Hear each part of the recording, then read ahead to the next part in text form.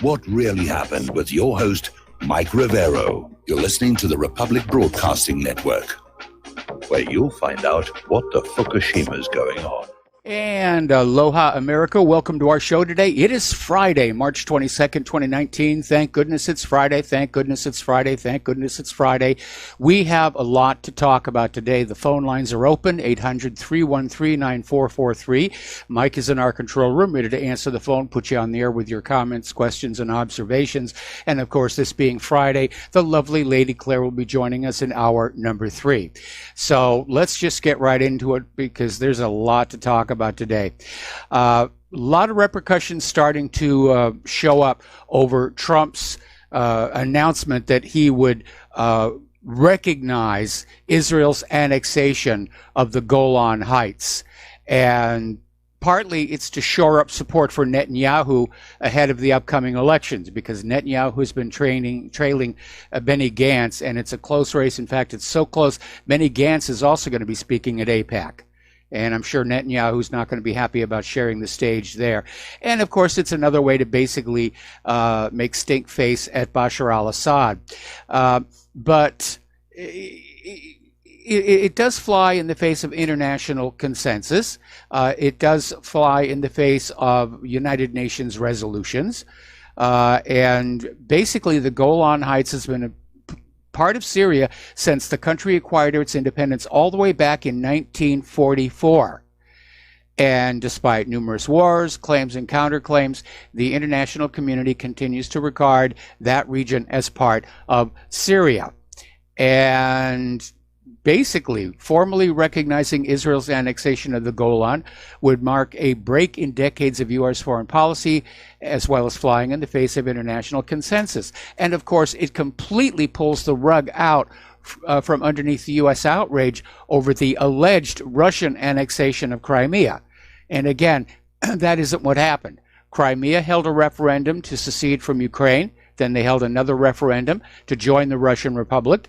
And they asked the Russian Republic, can we come on board? And Russia said, sure. And that's exactly what happened. There was no annexation. There was no Russian invasion. But that's the official story. But even so, with Trump now basically saying it's okay for Israel to grab off a chunk of Syria, he has no more moral standing to say that Russia shouldn't grab off a chunk of Ukraine. So he shot himself in the foot there. Article coming on out from Russia Today basically saying that a big part of what's going on, of course, are the oil profits. There are huge anticipated U.S. and Israeli oil profits that are expected to be realized from underneath the Golan Heights. And Israel's already been drilling and selling, and they don't want to give all of that back. So that's another motive here. But the world is really out there saying, no, this was not a good idea. You've got the Arab League, Russia, Iran, Turkey are out there saying this is a wrong thing to do. In fact, they're basically warning the United States this is not a good thing to be doing here. And Turkish President Tayyip Erdogan said Trump's statement has brought the region to the edge of a new crisis. And he's absolutely right. It has. And yet when Trump tweeted out his little plan about we're going to recognize Israel's annexation of the Golan, it'll bring regional stability. No, it has not. The Kremlin is saying this is a destabilizing move. It's even more destabilizing than moving the U.S. Embassy to Jerusalem. And even France is out there saying that Israeli sovereignty over the Golan Heights is against international law.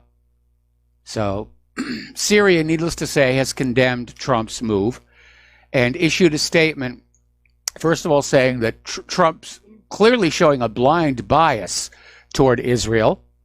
Tell us something that we don't know. And further saying that Syria is determined to recover the Israeli-occupied Golan Heights. So we may be looking at a Syrian-Israeli war. So much for reasonable regional stability there, Don. And of course, maybe the U.S. is thinking, well, if Israel and Syria mix it up, then we have an excuse to go back in and finally get that evil Assad. and they're going to re-escalate that war. What will Russia do? They're going to basically come on in and support Syria as they have been all along. And yet Pompeo has the unmitigated gall to say that Hezbollah, Hamas, and the Houthis are disrupting Middle East stability. Talk about chutzpah. All right, turning to Syria, Russian attack helicopters are purging the last of the militants in northern Hama. They're continuing their strikes on the terrorist infrastructure in the Idlib de-escalation zone. And separately, two Mi-24P attack helicopters of the Russian Aerospace Forces struck several militant positions near the town of Al-Latamina in northern Hama. So what you have here is the Russians are doing the work to get the last of those militants. And Trump is trying to take the credit. You saw him out there the other day with his little maps. Look, this is before and this is after. Look at all the good that we've done.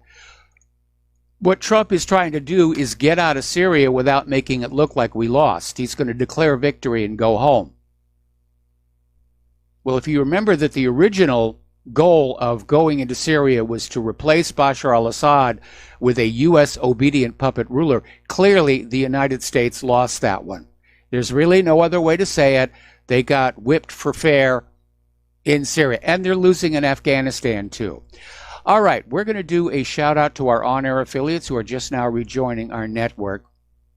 This next story, was actually reported by CBS.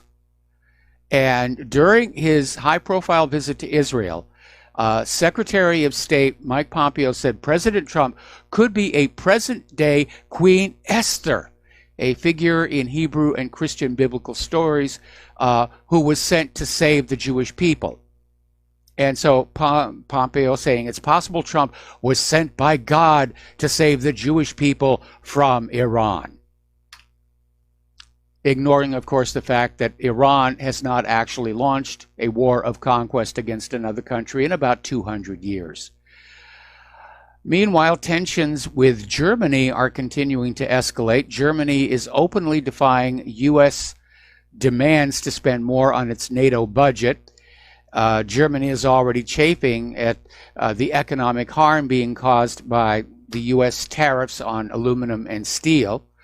And apparently the American ambassador to the country was out there basically being undiplomatic, leading to German calls that he be expelled. Now, of all the countries in the EU, it is Germany that has been on the receiving end of Trump's wrath since he entered the White House. And in 2 years, the bilateral relationship between Washington and Berlin has plummeted under the weight of Trump's constant verbal attacks. Trump has accused Germany of unfair trading practices over its lucrative auto exports, and he's virtually accused Berlin of treason in its dealings with Russia for natural gas, meaning the Nord Stream 2 pipeline. Well, yes, Germany does have a lucrative automotive trade. They make good cars, and that is how you accomplish international trade. You make good products other countries want to buy, and that's where the United States has fallen down. We've allowed our manufacturing to decline, both in quality and in quantity. This debacle with Boeing is the latest example that our products are no longer the best in the world.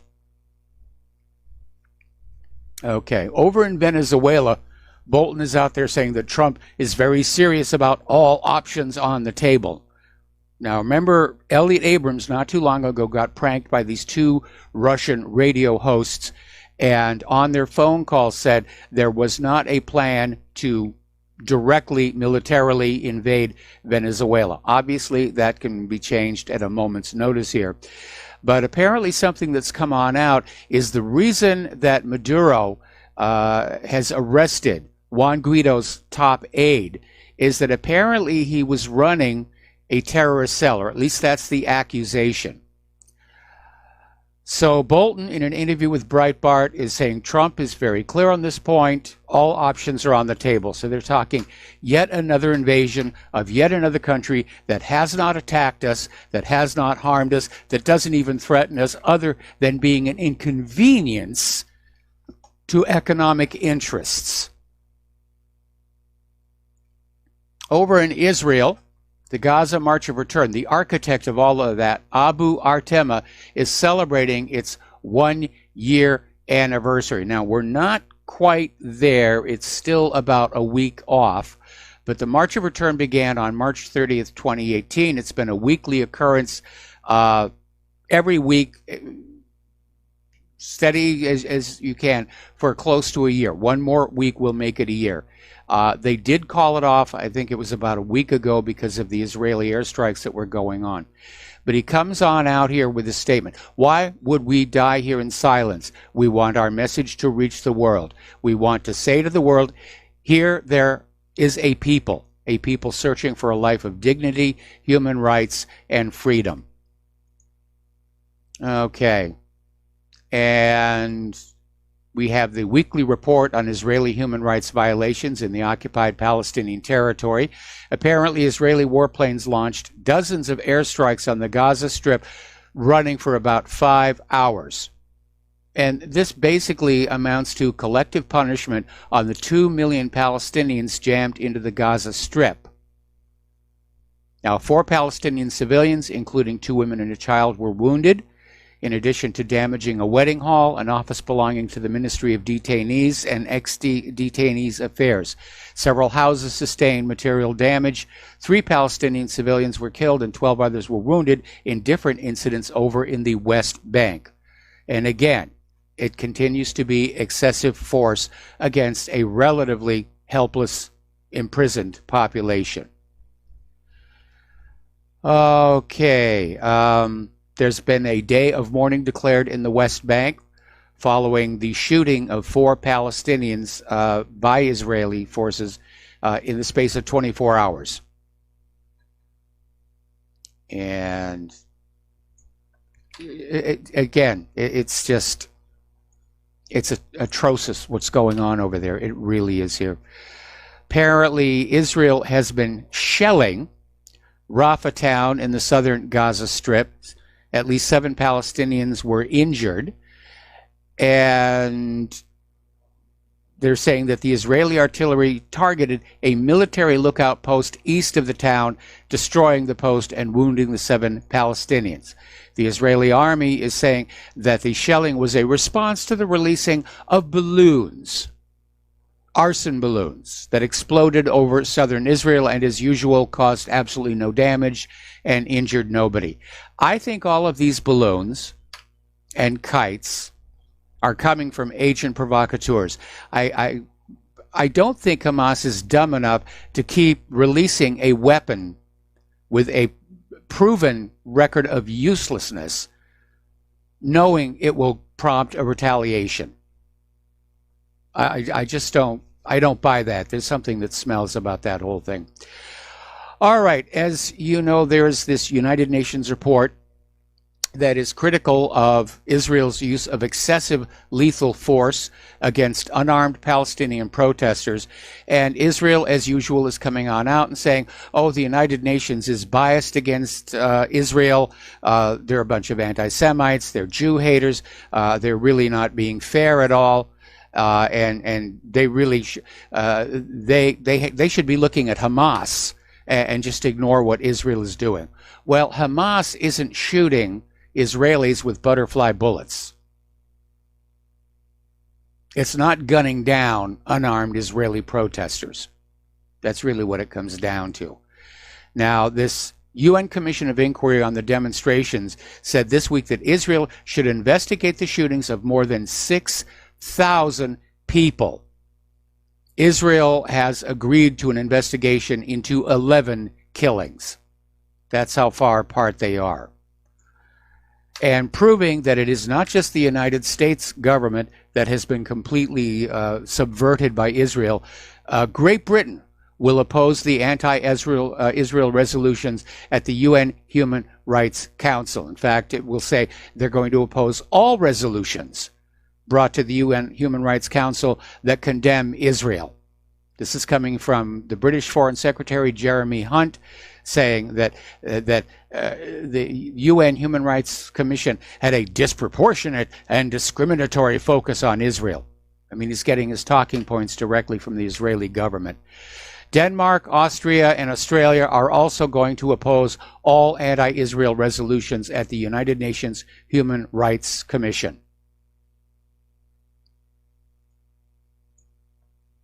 So upon what meat doth this our Israel feed, that it has grown so great?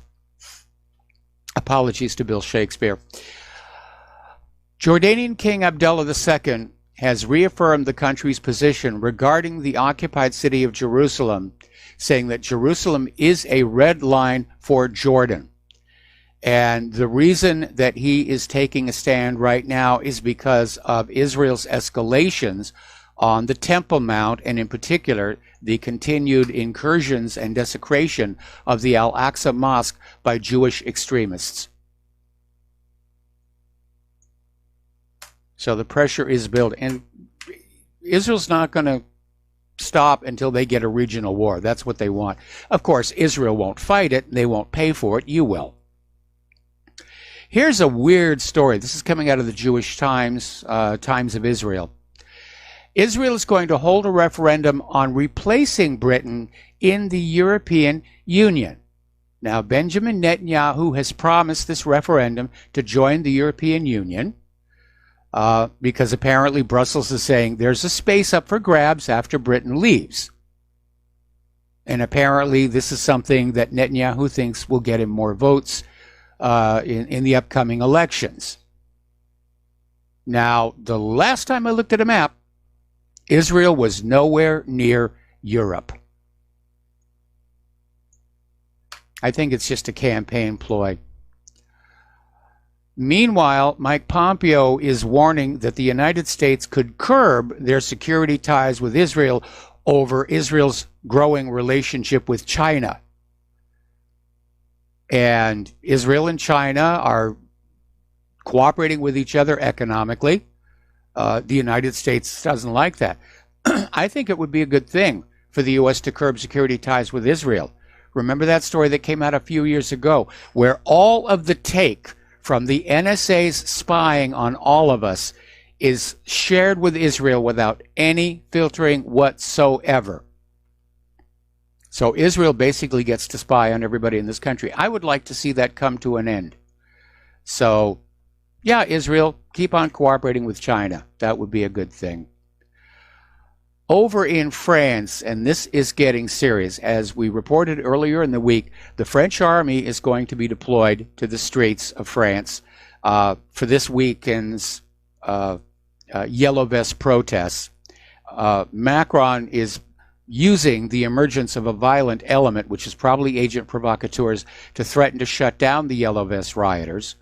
And now French soldiers are authorized to open fire if they feel lives are threatened by the Yellow Vest rioters. So they're basically saying, if the police feel their life or that of the people they defend is threatened, they're authorized to use lethal force. It could be a very, very bloody weekend. Now, maybe some in the French government are thinking, well, that'll shut them up and get them to stand out. I think that would only enrage the French people more. And Macron is sitting on thin ice. Now, here's something that's a little bit interesting. There's this advocacy group, MoveOn.org. They've been around for a while. They're urging Democratic presidential candidates to boycott the upcoming AIPAC conference. And surprisingly, a lot of Democrats are. We got to take a break for commercials now. We'll be back after these few words. And aloha, America. Welcome back to our show here. So MoveOn.org is urging Democratic presidential candidates to boycott the AIPAC conference. And surprisingly, quite a few are. And let's see, Senators Elizabeth Warren, Kamala Harris, and Bernie Sanders are not going to attend the conference. Apparently, Beto O'Rourke is not going to attend the conference. Pete, I'm not sure how to pronounce this, Buttigieg, the mayor of South Bend, Indiana, will not be going. And former Secretary of Housing and Urban Development, Julian Castro, also will not show up. Former Starbucks CEO Howard Schultz, who's considered, well, Fox's Pete Hegseth is saying that all these Democrats skipping the AIPAC conference, well, they, at some level, they're obviously anti-Israel or maybe even anti-Semitic. And I got to tell you, Fox News is moving to the left so fast, they broke the sound barrier. Now, one thing that you will not see very often in the corporate media is the real core issue of what's going on in Gaza and the West Bank, and that's the right of return. And I'm looking at this article that came out of Fairness and Accuracy in Reporting, and it basically said they used the media aggregator Factiva to search the databases of 3 major U.S. newspapers, the New York Times, Wall Street Journal, and the Washington Post. They found 45,000 articles that mentioned the Palestinian issue over the last 10 years. Of these, only 624 contained the phrase, the right of return. In other words, they don't want the American people to understand the Palestinians actually have a legitimate issue. The image they're trying to sell is the Palestinians, they're just agitating just for the sake of agitating, and they should just, sit down and shut up and accept life as it is now. But life as it is now is not very good, and it's getting worse. Now, today, March 22nd, is World Water Day, and basically, this year's World Water Day theme, Leave No One Behind, has kind of an ironic feel when applied to Israel, because as we've been reporting in recent weeks, Israel has been going around the West Bank, demolishing Palestinian wells, wrecking water supply systems, irrigation systems, and it's obviously part of an ongoing process. Now, back in 1994, Palestinian agriculture accounted for 13% of the Palestinian gross domestic product. Today, it's only 3%. It's just another way that Israel puts pressure on the Palestinians. Now, here's a little bit of positive news. Trump finally did something I think is smart. And that is basically he has ordered the withdrawal of the new round of North Korea-related sanctions that had been announced earlier by the U.S. Treasury. And Trump tweeted this out earlier today and apparently just backed off on the trade. The Treasury had announced earlier that additional large-scale sanctions would be added to those already existing on North Korea. I have ordered the withdrawal of the additional sanctions. Now that is a positive step, and the ball is in your court, Kim Jong-un. It's a start. It's a step in the right direction. Now this story is a little bit chilling. It's coming out of Zero Hedge. The 31st U.S. Marine Expeditionary Unit practice seizing a tiny island and airfield with special operations airmen and soldiers as part of a new island hopping strategy. And they basically grabbed Lashima Island, which is located off the northwest coast of Okinawa, and it's training for war with China.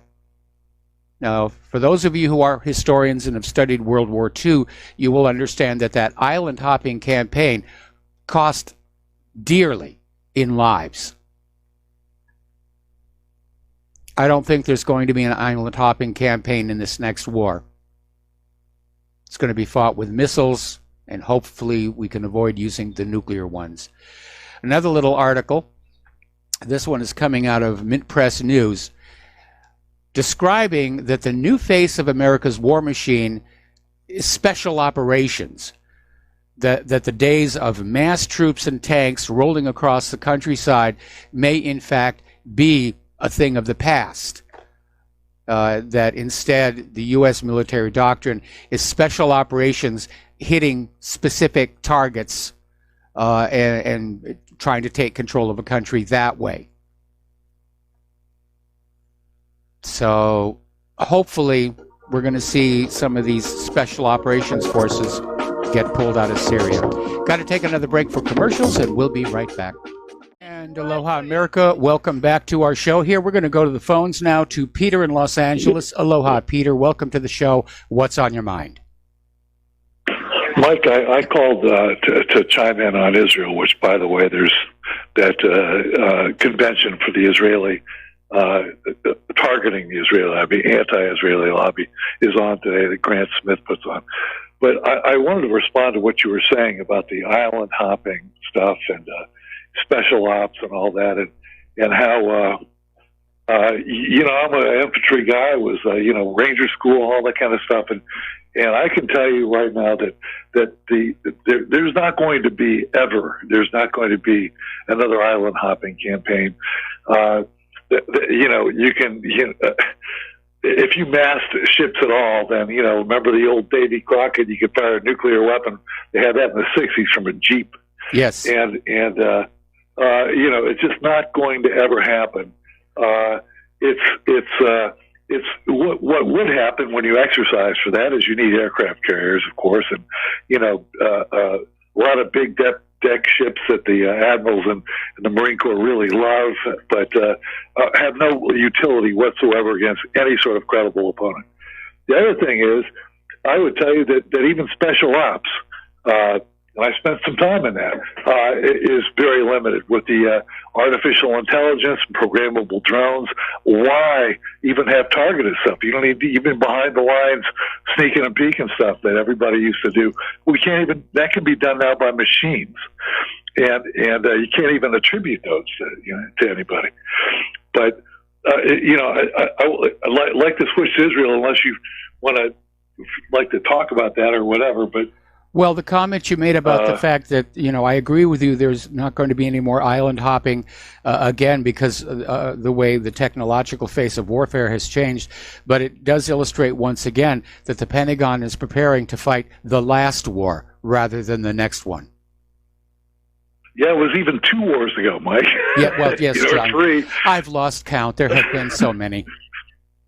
Yeah, but it's the last one with a huge budget is what they're preparing to fight. Yes. But at any rate, I'm watching this Israeli lobby conference. I'm recording it as I'm listening to you as well. It's really interesting. I highly recommend people to record it and listen to it, or check out the Grant Smith sign. His site. By the way, he'd be a wonderful guest for you, Mike. Okay. But they're talking about the enormous amount of money, which as much as well as anybody in the world about how much money it is, about all the laws that have been changed, about all the wars that have been fought for Israel, about all the freedoms that we lost, freedom of speech and all sorts of things, and how completely owned. And I know you were talking yesterday about how incoherent our foreign policy is. Yes, it's because we're not following our interests; we're following theirs. And at least in the Middle East, and that drives every other policy we have because we've got skin in the game there. But when you put all that together, and they're spying, like you just mentioned, they're spying and have been since Obama granted them that access to all our intercepts. And they're now a member of the Five Eyes, or now Six Eyes. They're one of them. And Netanyahu came out and bragged that of all the intelligence agencies involved in the Six Eyes, they're the second largest. They're larger than they're larger than England, and they're larger than Australia and everybody else. They've got more eavesdropping than anybody except us. But you realize that they're ruining government contracts who are contrary to who support the BDS, and you realize that there's no other way to say it, Mike. This is a fifth column controlled by a foreign government using a population that is hostile. Frankly, that's hostile to the United States and what we stand for. Yes. Within the United States, enabled by people, other people in that group who do nothing about it. Thankfully, there are people in that group that do something about it, but not enough, because look where we are. And it's a fifth column, and it needs to be treated that way. It needs to be treated. The people who are doing this, these treasonous sons of bitches who are doing this to us, and the people who are enabling that, they need to be dealt with harshly. And I mean very harshly. I mean, maybe expelled.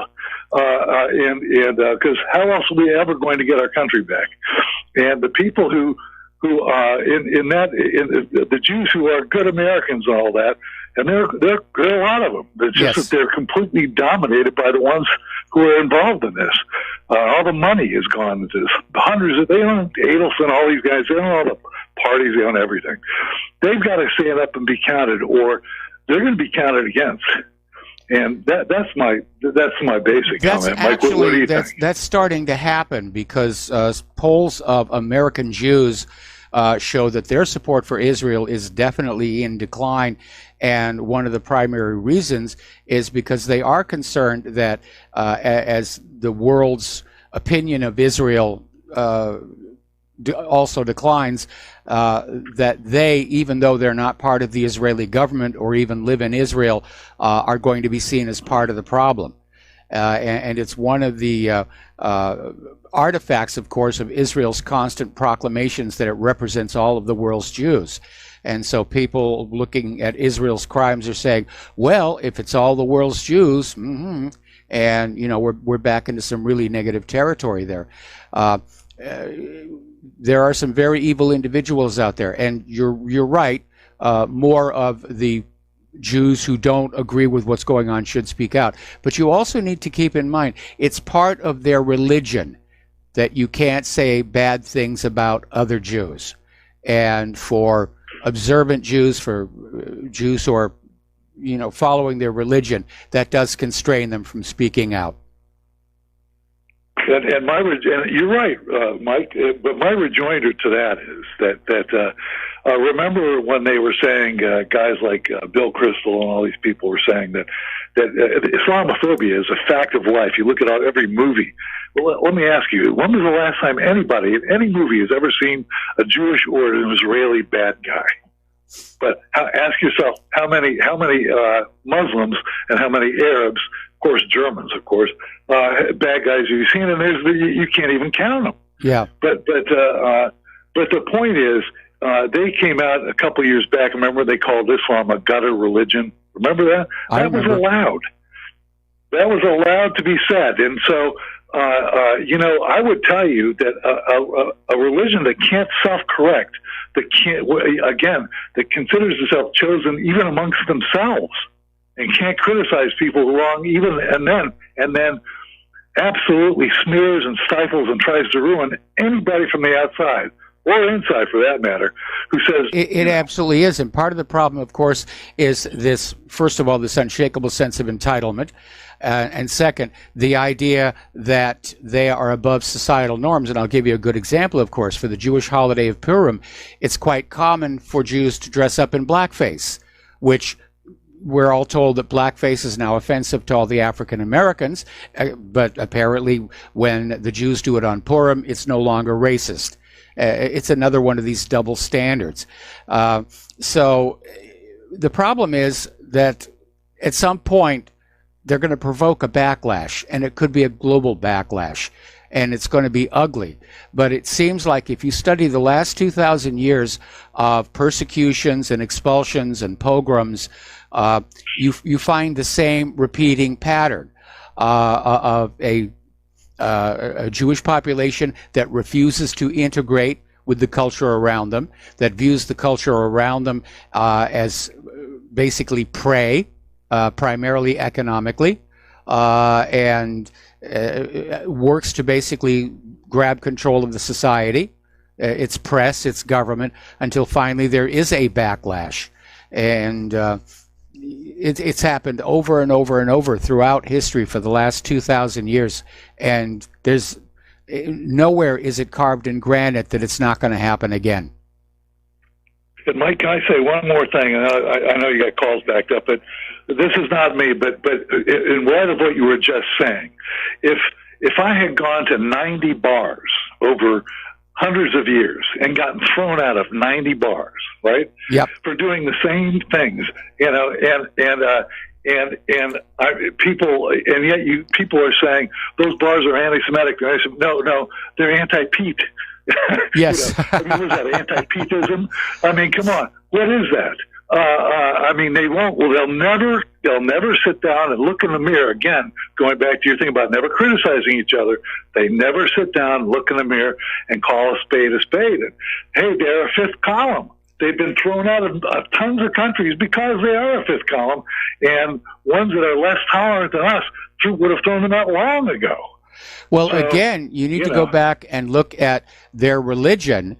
And I learned about it during my first marriage, where in their view, the Ten Commandments only applies to other Jews.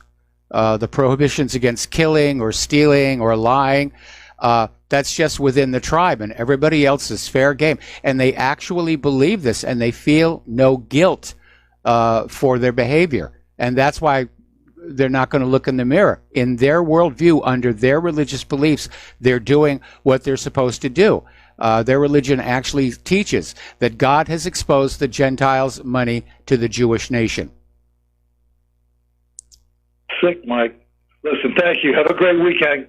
All right, thanks a lot. Same to you. And contrary to what Peter said, we don't have calls backed up. I guess everybody's on spring break. Okay, 2 days ago was the 16th anniversary of the U.S. invasion of Iraq, and former George W. Bush press secretary Ari Fleischer decided to basically come on out and push this Twitter thread claiming that Bush did not lie to the world about Iraq. And they're back to saying, everybody likes to say Bush lied. No, Bush didn't lie. Really, it was an honest mistake. We had the CIA, along with the intelligence services of Egypt, France, and Israel, all concluded Saddam had nuclear weapons. We were all wrong, but that's not the same thing as lying. And if you believe that one, I have some of Saddam's nuclear weapons to sell you. I mean, come on, Ari. You're not being paid to be a professional liar anymore. Yes, Bush lied. I mean, there were reasons going into this thing. There were reasons to doubt the weapons of mass destruction story. There were all kinds of counter indicators. And all these intelligence agencies that were coming up with these reports, or who supposedly came up with these reports, they never had anything to back it up. I still keep thinking back to that movie, The Green Zone. Very courageous movie. And there's that one point where the protagonist is basically screaming at these CIA agents saying, what did you guys do? What's going to happen to the United States if other countries know they can't trust us anymore when we make a claim? And we're continuing to see exactly what that meant in the ensuing years. Okay, we've been talking about the U.S. military's poor quality weapons coming out from the defense contractors, and it's a real problem. They're very expensive. They don't really work. We've been talking about the Independence class littoral combat ships, drivetrain problems, Freedom class littoral combat ships, also drivetrain problems with the modular weapons systems, to the point where those two classes are going to get scrapped and the Navy is going back to the drawing board. So those projects, after all the money poured into them, they're never going to be used. They're never going to see combat. You've got all the ongoing problems with the Gerald R. Ford. You've got the problems with the Zumwalt. And so it shouldn't be surprised that over at rollcall.com, there was this article that the Navy routinely buys defective ships. And that's the message. Buying warships that are defective, unfinished, or both has become the norm for the U.S. Navy, because it's really not about getting an effective warship. It's about pouring more money into the defense contractors. And of course, it leaves the overworked sailors having to deal with faulty ships in need of repair from day one. In fact, there's a joke that floats around here for the crews of the boomers. We don't have any boomers stationed here, but they do pull in here every once in a while. And the joke goes that SSBN stands for Saturdays, Sundays, and a bunch of nights, because of all the overtime they have to put in trying to keep these things running. Now, contrary to the Navy's own policy, and despite spending nearly $16 billion on average in each of the last 30 years on new warships, most U.S. combat vessels are delivered from private shipbuilders with flaws significant enough to impair the vessel's ability to perform missions or to keep crews safe, according to recent audits conducted for Congress. And it's not just the Navy. Apparently, the F-35 is once again in trouble, despite the announcement that the Navy's version of the F-35 is combat worthy. The actual index of its combat readiness appears to be going down as more and more problems are being identified. Anyway. Okay, former Deputy National Security Advisor K.T. McFarland and other aides in the White House appear to have worked on a plan to transfer sensitive U.S. technology, nuclear technology, to Saudi Arabia. And that's kind of a scary situation. And I'm sure, well, you know, it turns out Israel and Saudi Arabia have actually been getting along secretly for quite some time. You were, of course, told that Israel was afraid of Saudi Arabia, which is why we had to give Israel all this money and all these weapons. And it turned out it was just this big joke, and they're all laughing. Oh. Okay, we're going to take another break for commercials. We're going to come on back with the domestic political news after these few words.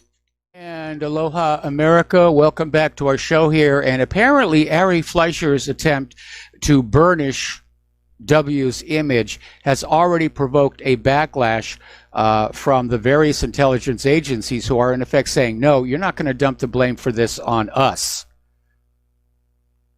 And they're basically providing examples of deception by former Vice President Dick Cheney, former Secretary of State Colin Powell, and other Bush administration officials in that push for war. Yes, Bush lied us into the war. Okay. All righty. Now, top Democrats are starting to admit that the Mueller report is likely a dud. And it's going to be glorious. Republicans are going to be, dancing and saying, see, we told you so. And we could have told you it was a big nothing burger years ago and saved all that time and money. $12 million. That could have been better spent here. But there are multiple sources saying that, yeah, the release is going to be disappointing. There are going to be no more indictments. And they keep saying the report will be out any day. It's going to go to the Attorney General, who will make the final decision how much of it will be released to the public. And I'm going to say probably not very much of it. And the reason for that is very simple. The Democrats aren't going to let go, because the House Judiciary Committee has launched Operation Russiagate 2, and they have requested documents from 81 government agencies, entities like WikiLeaks, individuals, Eric and Donald Trump Jr., Jared Kushner, his son-in-law, Alan Weisselberg, the Trump Organization's chief financial officer, former Attorney General Jeff Sessions, former White House counsel Douglas McGahn. Now, the committee purports to be looking for obstruction of justice, collusion with Russia, and other transgressions. This, of course, coming after Mueller spent 2 years and $12 million investigating the exact same things.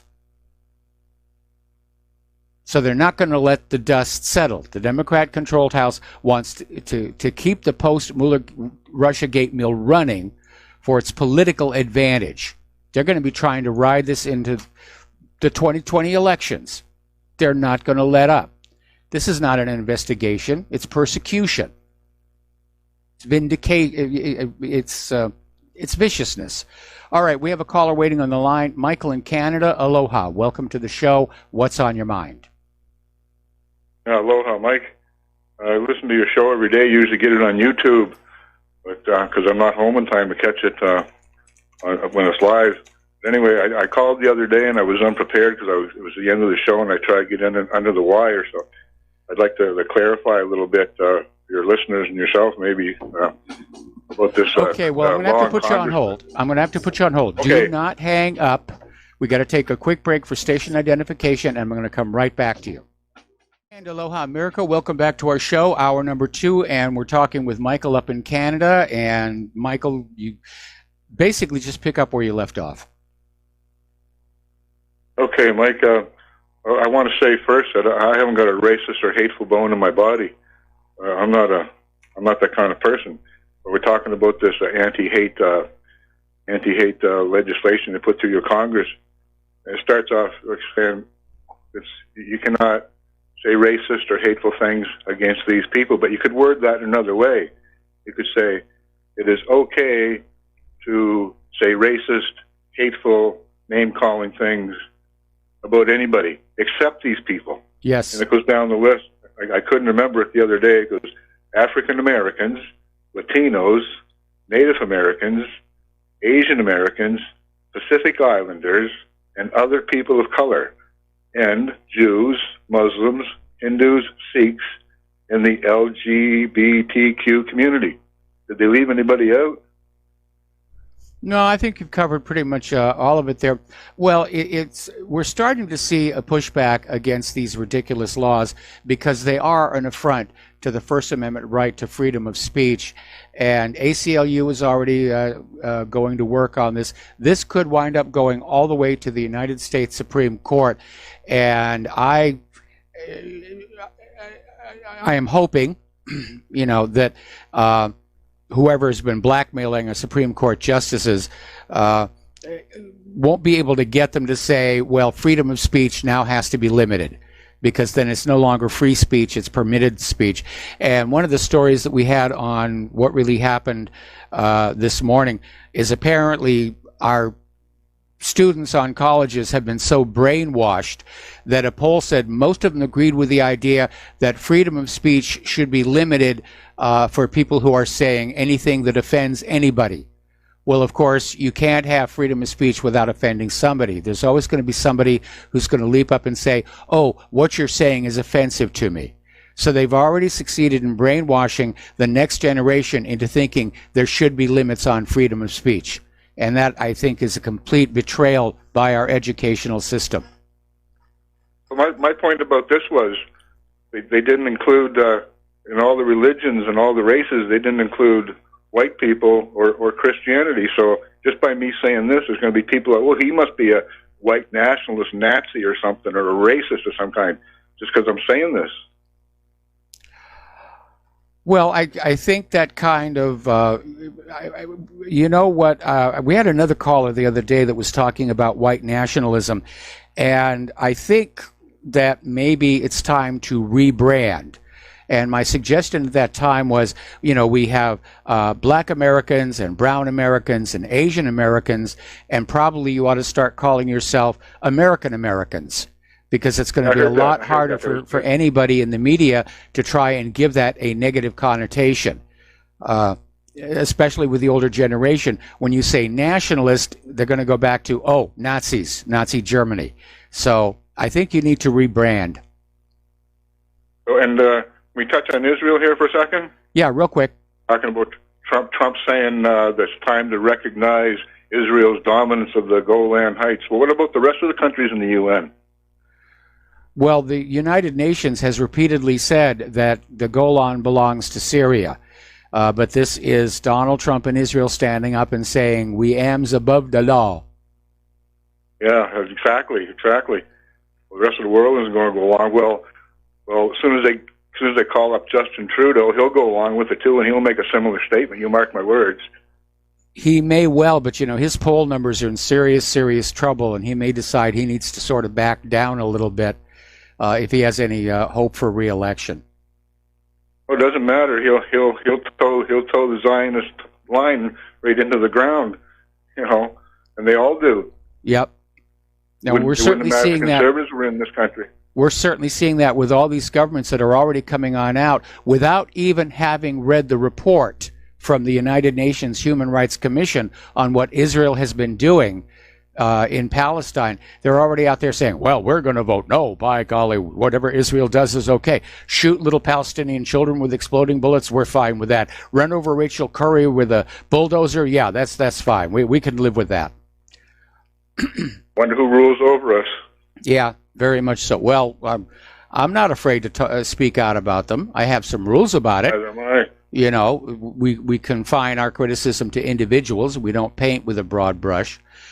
Anyway, Michael, thank you very much for the phone call. We're going to let you go here, and there's a breaking story on Fox News. Apparently, the Robert Mueller report has been delivered, and the fact that it was delivered on a Friday signals to me that, yeah, there's nothing in there, and by Monday, they hope this is all going to go away, and people are just going to stop thinking about it, and everybody will now start focusing on the new updated House Democrat investigation. All right, we are going to do a shout out to our on-air affiliates who are just now rejoining our network. Now, James Comey claimed in an op-ed yesterday that he doesn't care one way or the other whether Special Counsel Robert Mueller finds evidence that Trump conspired with Russia to influence the 2016 election or obstructed the FBI's collusion probe. But that's at odds with the former FBI director's testimony about his actions shortly after being fired by Trump, because Comey leaked the memos in order to spark the Mueller probe. He helped start this whole thing. Now, you want to talk about collusion. New classified emails. I mean, Judicial Watch, they're doing a great job over there. Classified emails show that Hillary colluded and met with Putin-linked Russian oligarch, but the FBI covered it up. Then, of course, they turned around and they went after General Flynn. So Hillary, once again, gets away because she's got the goods on everybody. She knows where all the dead bodies are buried and how they got to be dead bodies. More Judicial Watch work. A new batch of Hillary Clinton emails obtained by Judicial Watch contains messages that the former Secretary of State tried to delete. Apparently somebody figured out, hey, you can go back into that trash basket and get them out. And the latest collection casts doubt on Clinton's 2015 statement under oath that she handed all her confidential work-related emails to the State Department. It doesn't cast doubt. She lied. And one of the emails basically shows that Clinton discussed top secret U.S. Middle East issues on her private email account. That's a Title 18 felony violation right there. Apparently, there's a total of 5 new classified emails and communications that included controversial figures Lanny Davis and Sidney Blumenthal. Okay. Remember the Jussie Smollett case? Actor on this TV show staged a fake hate crime, apparently to try and get more money on his show, which backfired horribly. And what's really interesting is that when the police were starting their investigation, Cook County State Attorney Kim Fox recused herself. Got everybody's head scratching what was going on over there. Well, apparently it's come on out that she intervened in the case inappropriately by asking Chicago Police Department Superintendent Eddie Johnson to turn the Smollett investigation over to the FBI at the request of a Smollett relative and a former Obama administration official. So what it looks like to me is the police were going to do an honest investigation. So quick, let's give it to the FBI, who, of course, will just cover it all up. George Conway is continuing his little Twitter war with President Trump. Conway is, I think, a perfect example of just how childish political discourse has become in this nation. And he was out there saying earlier today, Trump thinks he needs to be reelected to avoid being indicted, and more public shots about Trump's mental fitness. And it's just been this bitter fight over Twitter. And Conway tweeted, think about the fact that we don't just have a mentally unstable president, but a president who thinks he needs to be reelected to avoid being indicted. Well, I mean, that's what Netanyahu was thinking.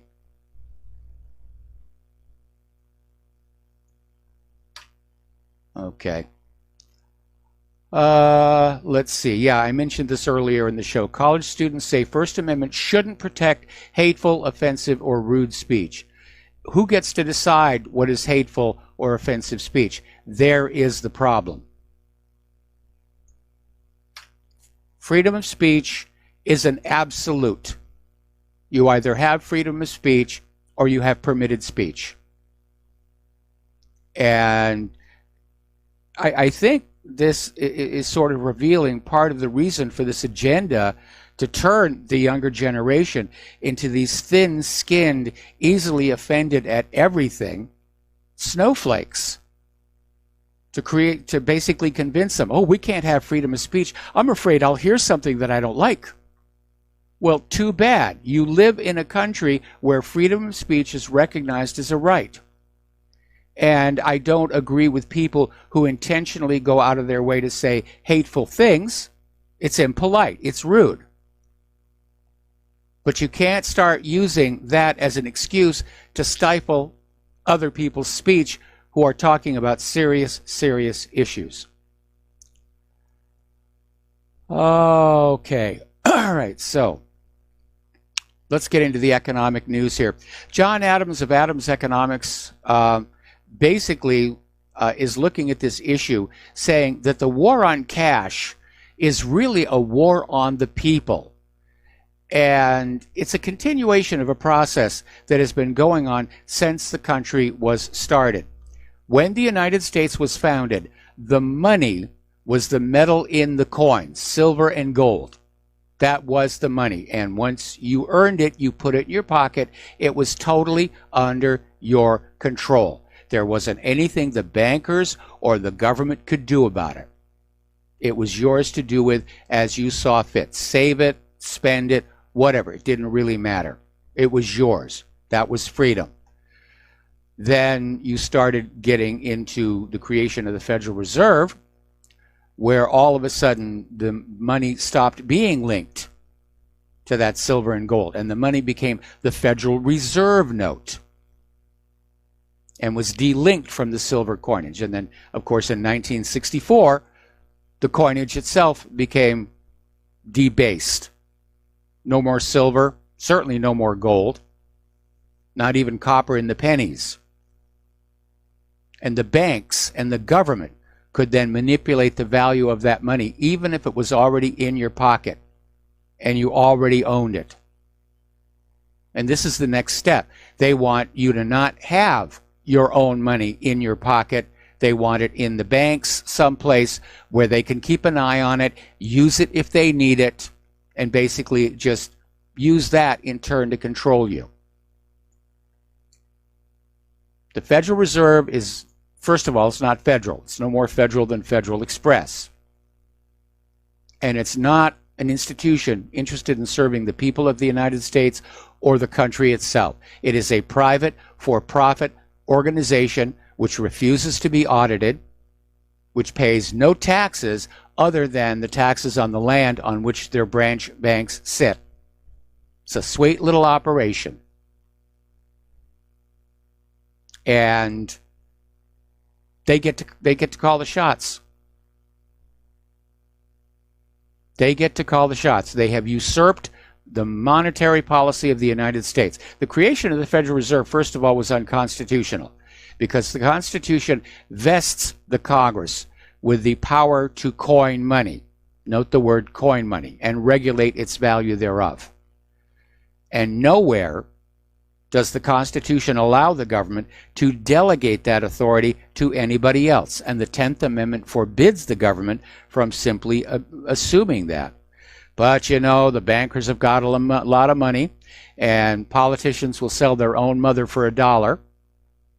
And so we got sold back into the clutches of the exact same predatory banking system we fought the American Revolution to break free of. All right, another article out of Investment Watch blog talking about the Federal Reserve's obsession with the stock market as an indicator that they're scared of what is coming. And over the last 2 months, every single Fed hawk has given up on normalization. Every single one. Now, throughout last year, Fed Chair Powell maintained he was focused exclusively on normalizing Federal Reserve policy by reducing its balance sheet to pre-crisis levels of about $1 trillion. That's $3.5 trillion lower than the $4.5 trillion it was when Powell took the helm at the Federal Reserve.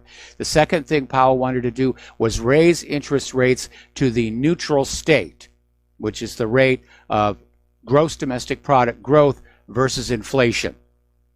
For some reason, they think keeping those pretty much at the same rate is going to help things.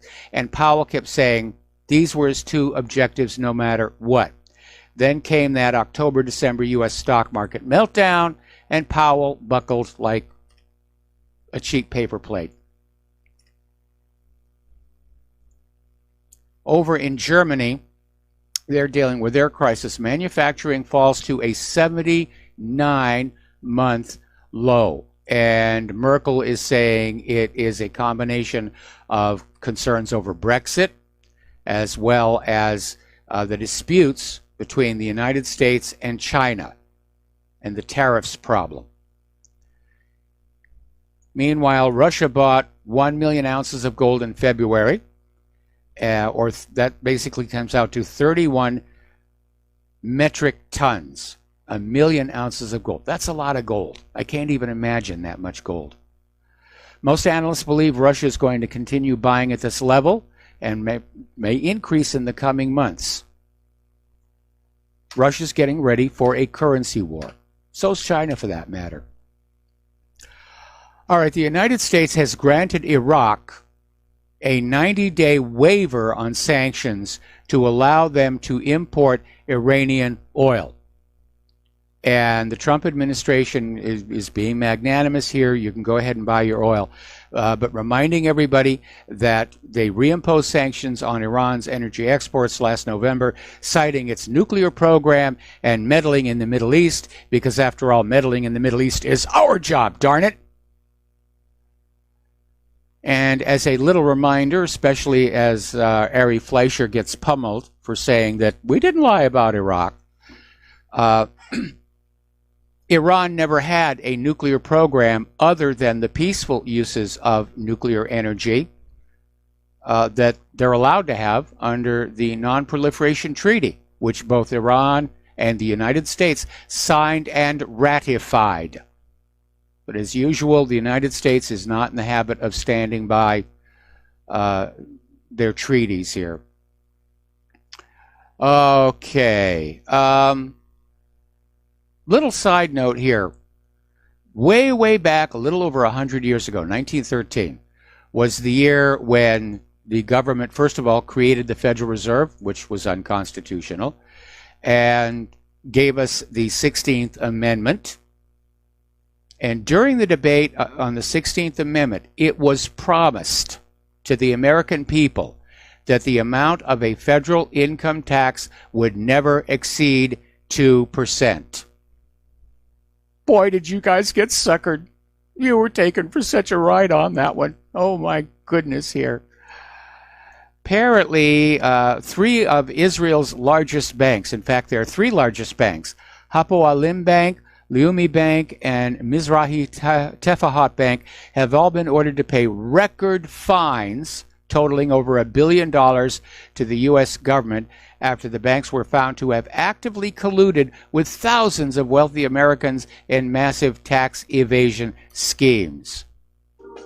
No coverage in the American corporate media. We're going to take a break. We've got a caller waiting on the line, and we'll be right back. And aloha, America. Welcome back to our show here. And again, I want to start this section of Beg with a big thank you because some of you have been donating to Republic Broadcasting. And as I've said many times before, if you hadn't done so, we would not be here. Earlier in the week during this very show, we all got a real-world demonstration of just how close to the edge RBN is operating with all of our equipment that is old and worn out.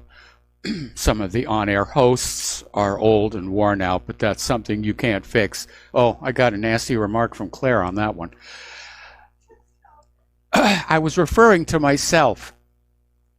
Anyway, so that being said,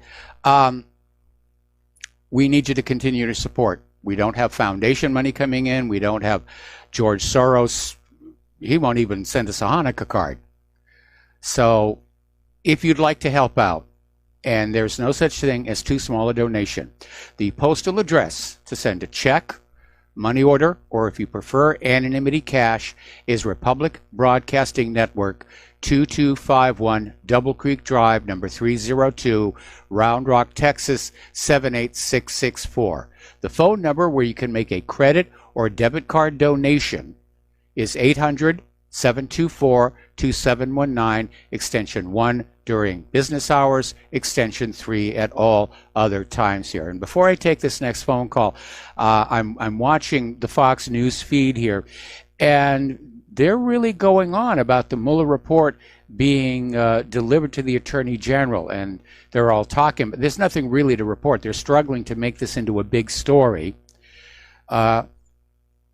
And as I said earlier in the show, it's very obvious that Fox News has now moved as far left as CNN and MSNBC. There's no longer a conservative major TV news network, and there is a need for one to preserve a diversity of opinion. But they had somebody on there basically talking about all the things that Mueller should have investigated, and he didn't. He didn't investigate that Russian hack on the DNC emails, which we all know was actually an internal leak. Okay, we're going to go to the phones. Art off the grid, welcome to the show. I'm probably going to have to take you through the next commercial break. What is on your mind? Yeah, just real quick on the banking. I want to remind everyone what Thomas Jefferson said. He said, quote, "I believe that banking institutions are far more dangerous to our liberties than standing armies.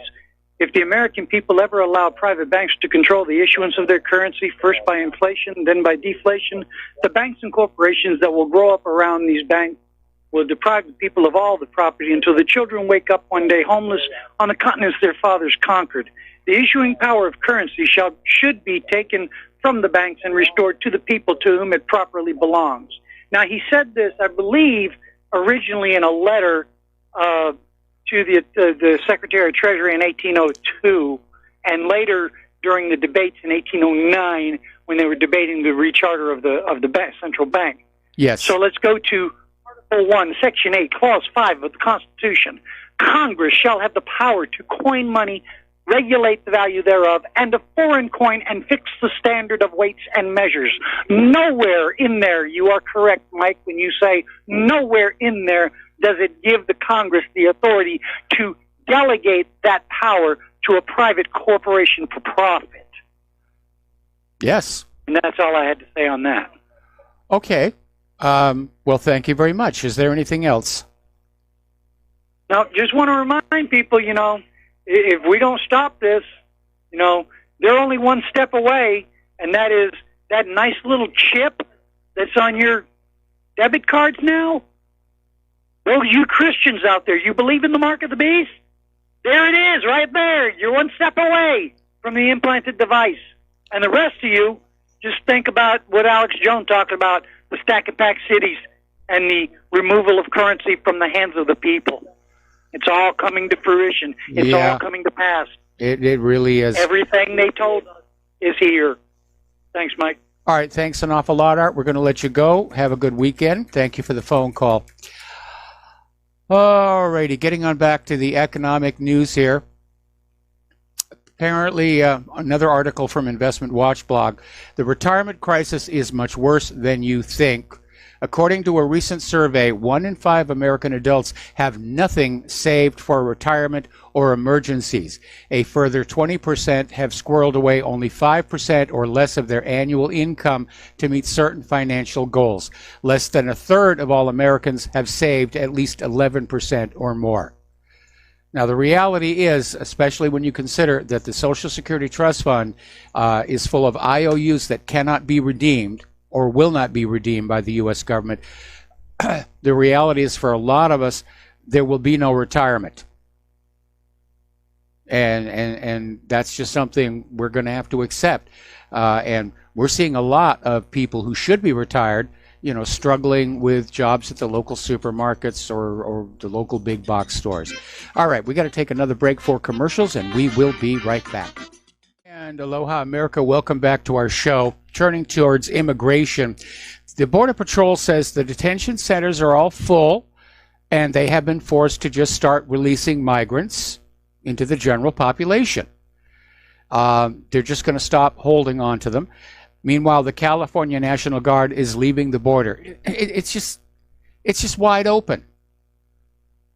And the illegal immigrants are just crossing over, and the Democrats love it. The Democrats absolutely love it. Now, we talked about this briefly yesterday, but apparently near Yuma, Arizona, a group of 170 migrants dug under the Arizona border fence. Some sections of that fence are not in good shape. And ultimately, no matter what kind of a wall is built, somebody who is willing to do the work will get under it or over it. It'll cut the numbers down. Look at what happened when Hungary put up their border control fence. Went from 4,000 a day to 60. But the only way we're going to stop this problem is to enforce Title VIII, which means those who aid illegal immigrants, house them, feed them, transport them, or employ them are charged, tried, and sent to prison, or at least fined heavily. If you cut off the financial incentive for the illegals to come here, they're not going to come here. And they're a huge burden on our economy. They're sending huge amounts of U.S. money back to their families in their home countries. That's another economic drain.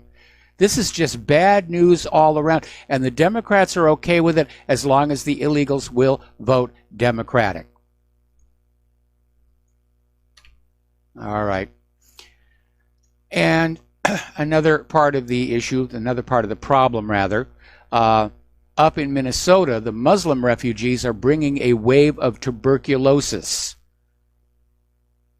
I remember when I was a kid, tuberculosis was a big problem. And it was eradicated. They succeeded in eradicating tuberculosis in this country. Now it's back. It's worth noting that the number of tuberculosis cases reported in the U.S. climbed for the first time in 23 years, starting in 2015. And much of that rise is being pinned on the jump in foreign-born populations. All right. Down in Florida, they're looking at a bill that would allow illegal immigrants to get driver's licenses. Just put them out on the road. I wonder if Florida has a motor voter program. Get your driver's license, and by the way, we're going to register you to vote Democratic. Over in Italy, there was this African bus driver who kidnapped 51 white Italian students and threatened to murder them all unless Italy agrees to allow more African migrants in. So how's that open border thing working out for you? This has been a disaster all the way around. It's just an absolute disaster here. Okay, let me just get that taken care of. Brexit is still very much up in the air. Apparently, the EU has agreed to a 2-week delay to Brexit for Theresa May to try and come up with some kind of a new deal everybody can agree to. But voices within Parliament are saying they reject the idea of a third vote. They have gone down this path twice now. The deal is terrible for Great Britain. And Speaker Bercow is out there saying, no, there will not be a third vote. And of course, the British media are screaming at him, he's out to destroy Brexit. He's out to destroy Brexit. Tories are blasting Theresa's toxic blame game because she's trying to blame them for the derailing Brexit.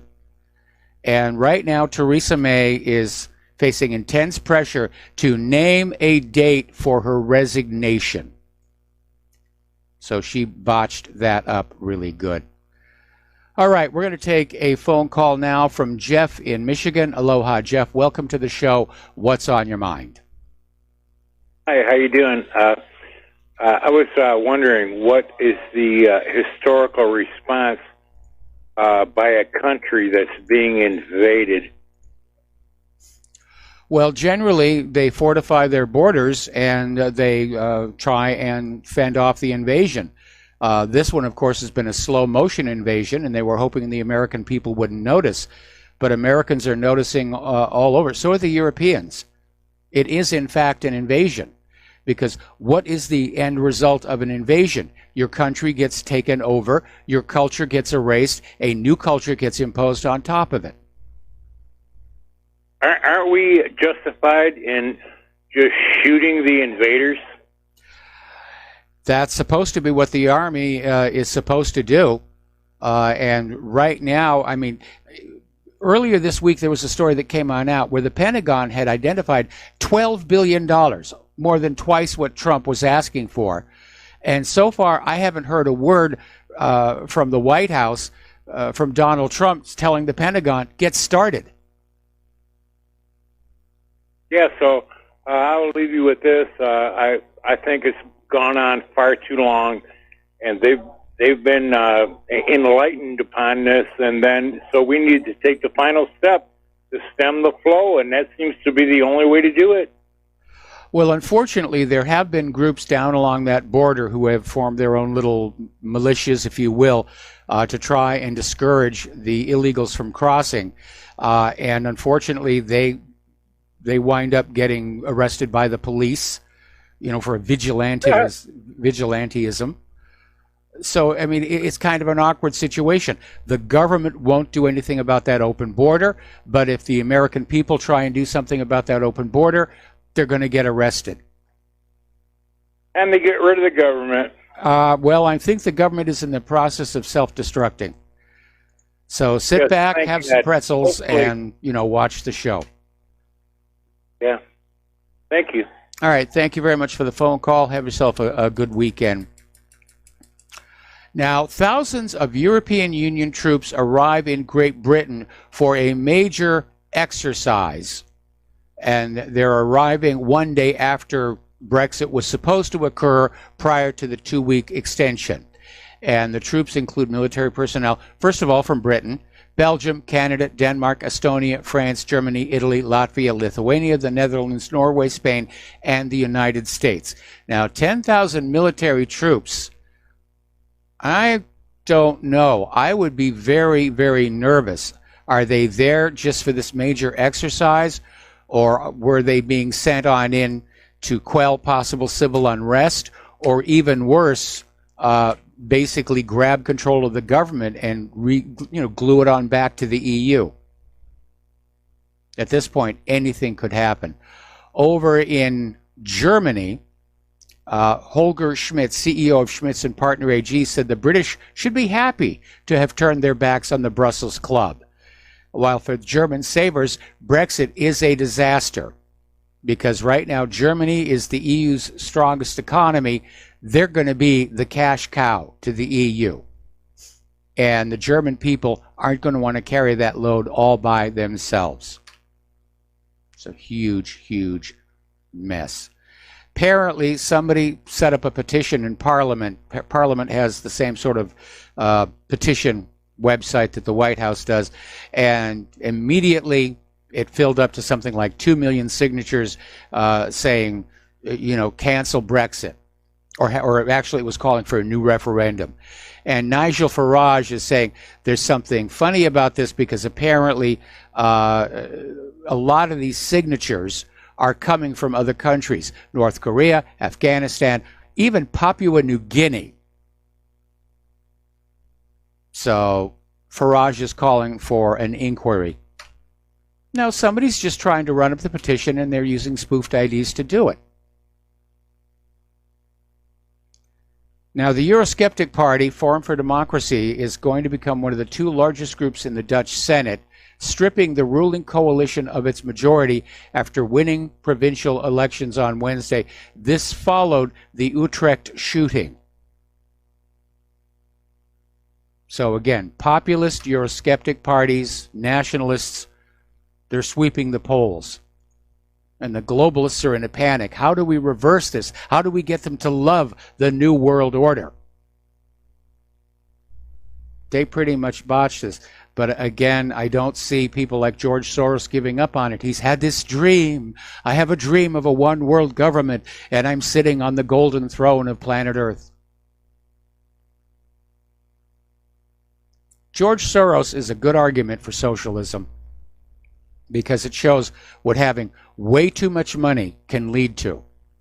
Because Soros he's playing around with planet Earth and its people like they're toys. And we didn't elect him to have authority over us by virtue of his money. He's an unelected dilettante. He's a monetary tyrant. Now, a former staffer of the Southern Poverty Law Center, who's now working as a Rolling Stone reporter, just published a scathing essay. And this guy's name is Bob Moser. And he says the SPLC is a highly profitable scam that never lived up to the values it espoused. And he's accused them of basically ripping off their donors while turning a blind eye to sexual harassment and racial discrimination within its own ranks. I think it was about a week ago that we had a story about how SPLC just had a huge amount of money. Okay, let's talk about Boeing. They're in trouble. The Indonesian airline Garuda has canceled its $5 billion order for 49 Boeing 737 MAX jets. And that's a big hit for Boeing. And they may not be the only ones to do so. Other airlines are looking very closely at what's going on here, because it looks like Boeing really messed up that 737 MAX.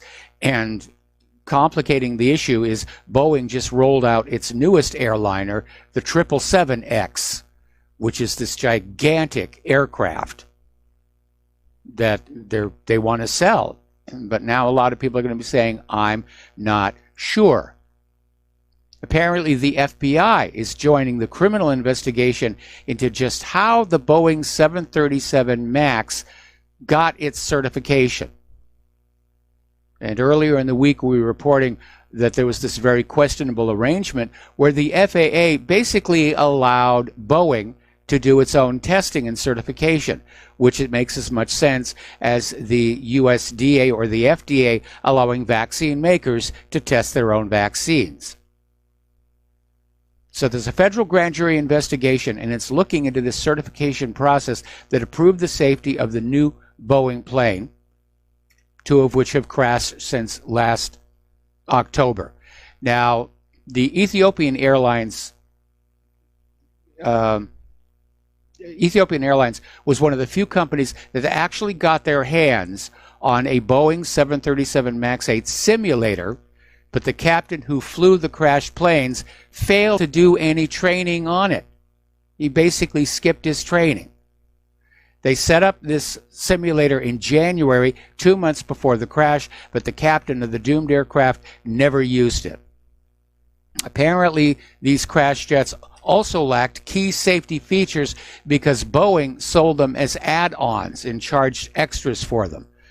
One of the safety features would have been an angle of attack disagree or a stall warning disagree, meaning there were multiple systems checking for a stall condition, and if they weren't all in agreement, it would flash this light and you would know there was a problem.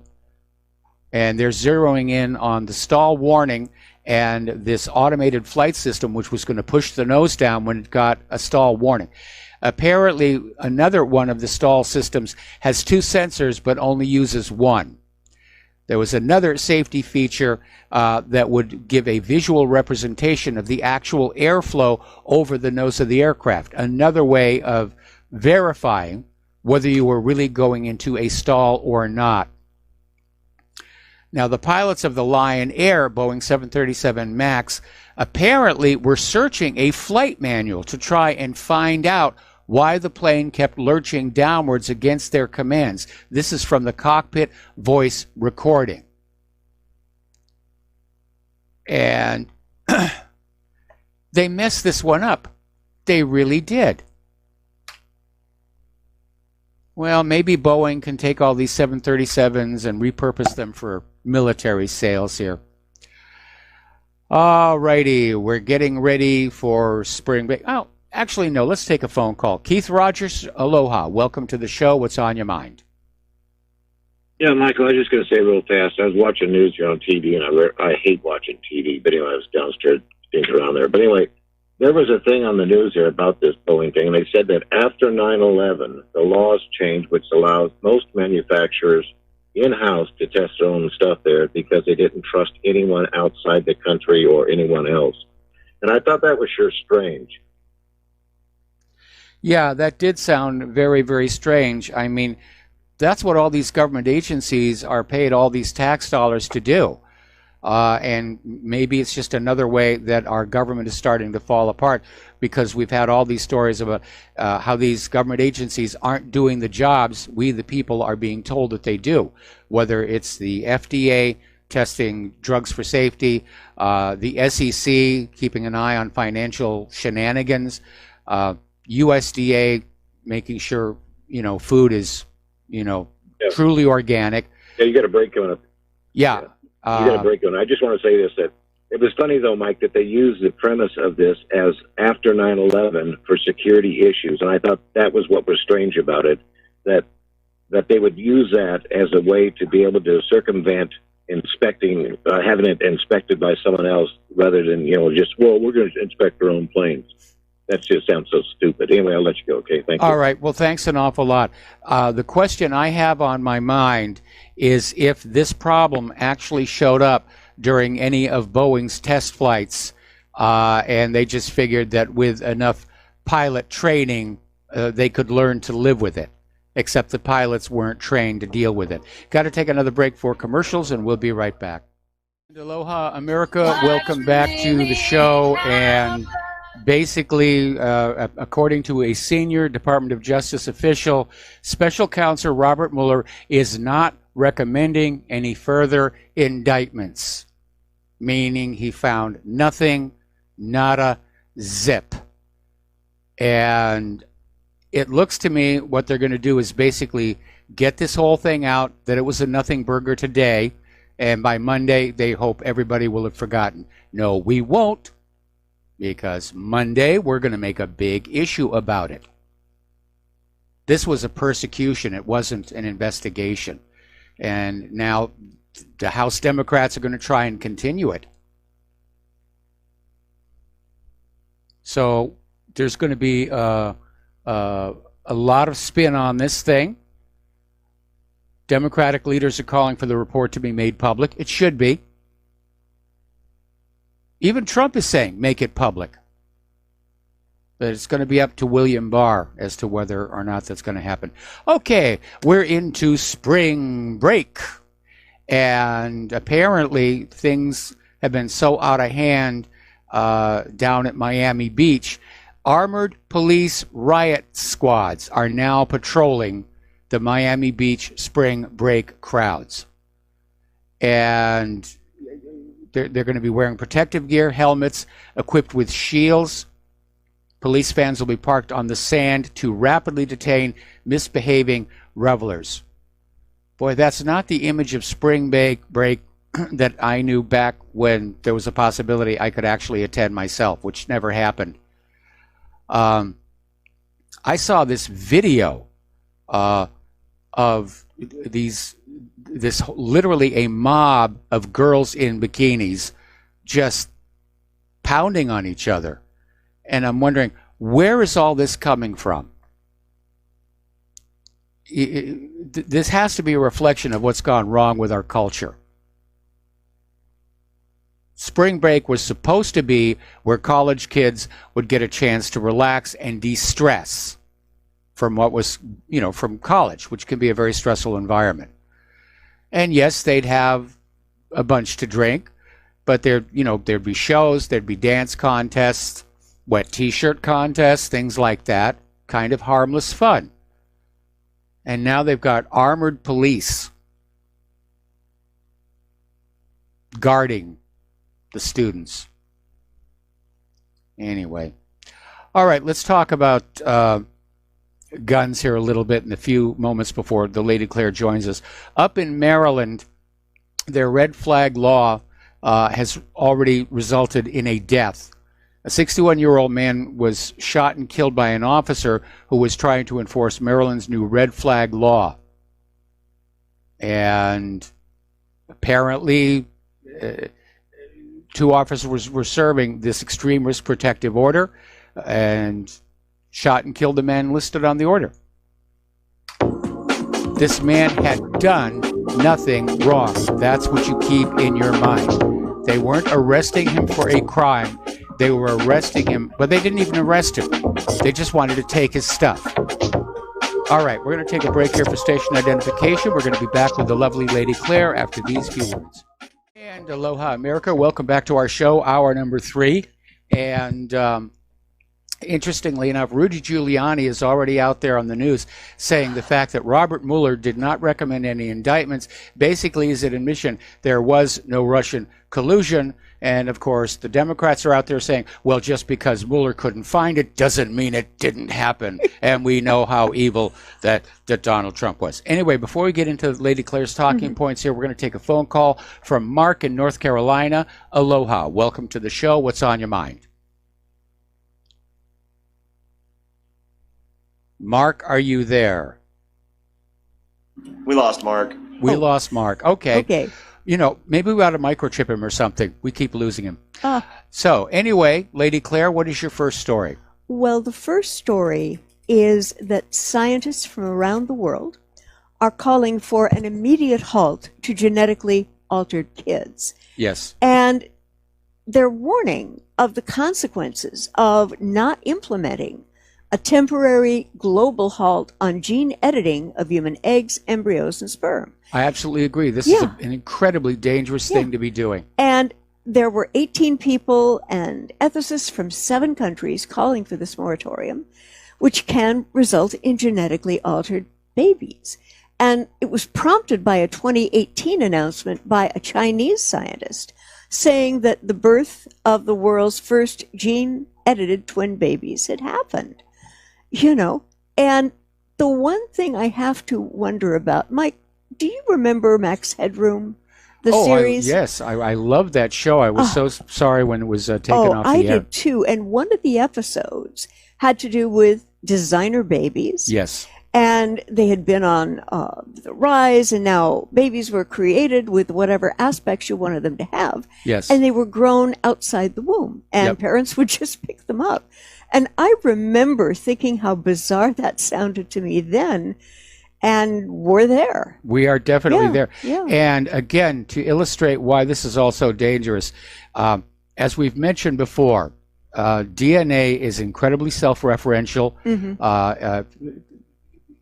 It's not like it's laid out. The example I always like to use, of course, is the Roundup Ready corn, which turns out the corn stalks are much tougher than the natural variety, requiring corn farmers to buy Kevlar belted tires for their tractors to avoid being punctured. Yeah. Well, it's now coming on out that these gene-edited babies may have an unexpected aspect besides their immunity to HIV, which is what they were being designed to do. Okay. They may have high IQs. Mm-hmm. And again, it shows how unpredictable all of this is. Yeah. But even worse, if it turns out they do have high IQs, there's going to be a black market for people who want to have brilliant children. Oh, yeah. And they're out there, and I remember that from my days with Mensa. Mm-hmm. Because, at the Mensa conventions, you'd see all these women who wanted brilliant children, Mm-hmm. and they were very, very friendly. I see. Yes. Okay. Well, that concerns me also about this technology, but even worse, about the people who are not going to observe the moratorium.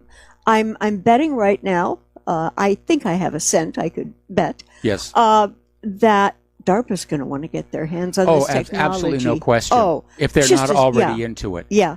But what about, let's say we have bad guys in the world who want to create killing machines for their, for their cartels. I think that could happen just as well. Yep. Yeah, and that does concern me a great Remember deal. that whole series of movies, Born Identity? Oh, yeah. Yeah. And, where they're basically using viruses to change the DNA of people. Mm-hmm. And what was that other one? Not Lucy, I'm thinking... but it's a topic we see in movies very often, of humans being re-engineered to be more ruthless, more vicious, to lack empathy. And what was the one with... I'll think of it somewhere in the middle of the rest of the show. I know. Yeah. Scarlett Johansson played the part. Well, that was in Lucy, but I'm thinking about the other one. Okay. Where there was the Russian agent. Oh, yes. Hannah. Yes. Hannah. Yes. Yeah. Great little movie there. Wonderful. And let's go on to what the Pentagon has been doing. Yes. The Pentagon has deployed B-52 bombers to Europe in a message to Russia amid nuclear tensions. Now, this comes to us from antiwar.com.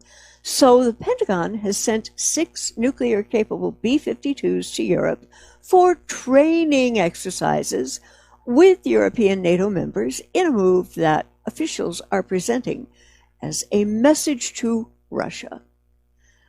It is...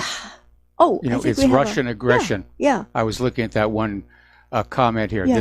This is in response to Russian aggression. Mm-hmm. I'm sorry, Russia's not the aggressor here. No. Anyway, we're going to do a shout out now to our on-air affiliates who are just now rejoining the network. And again, anybody with any eyes looking over the last 18 years understands that it is not Russia that is the aggressor nation. Nope. It's not Iran that is the aggressor nation.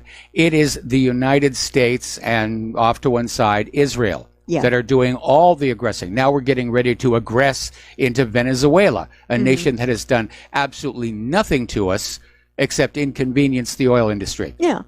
And, I'm looking at this article and I'm thinking this administration is doing the absolute polar opposite of what is necessary, which means caging the false rage about what Russia has absolutely not done.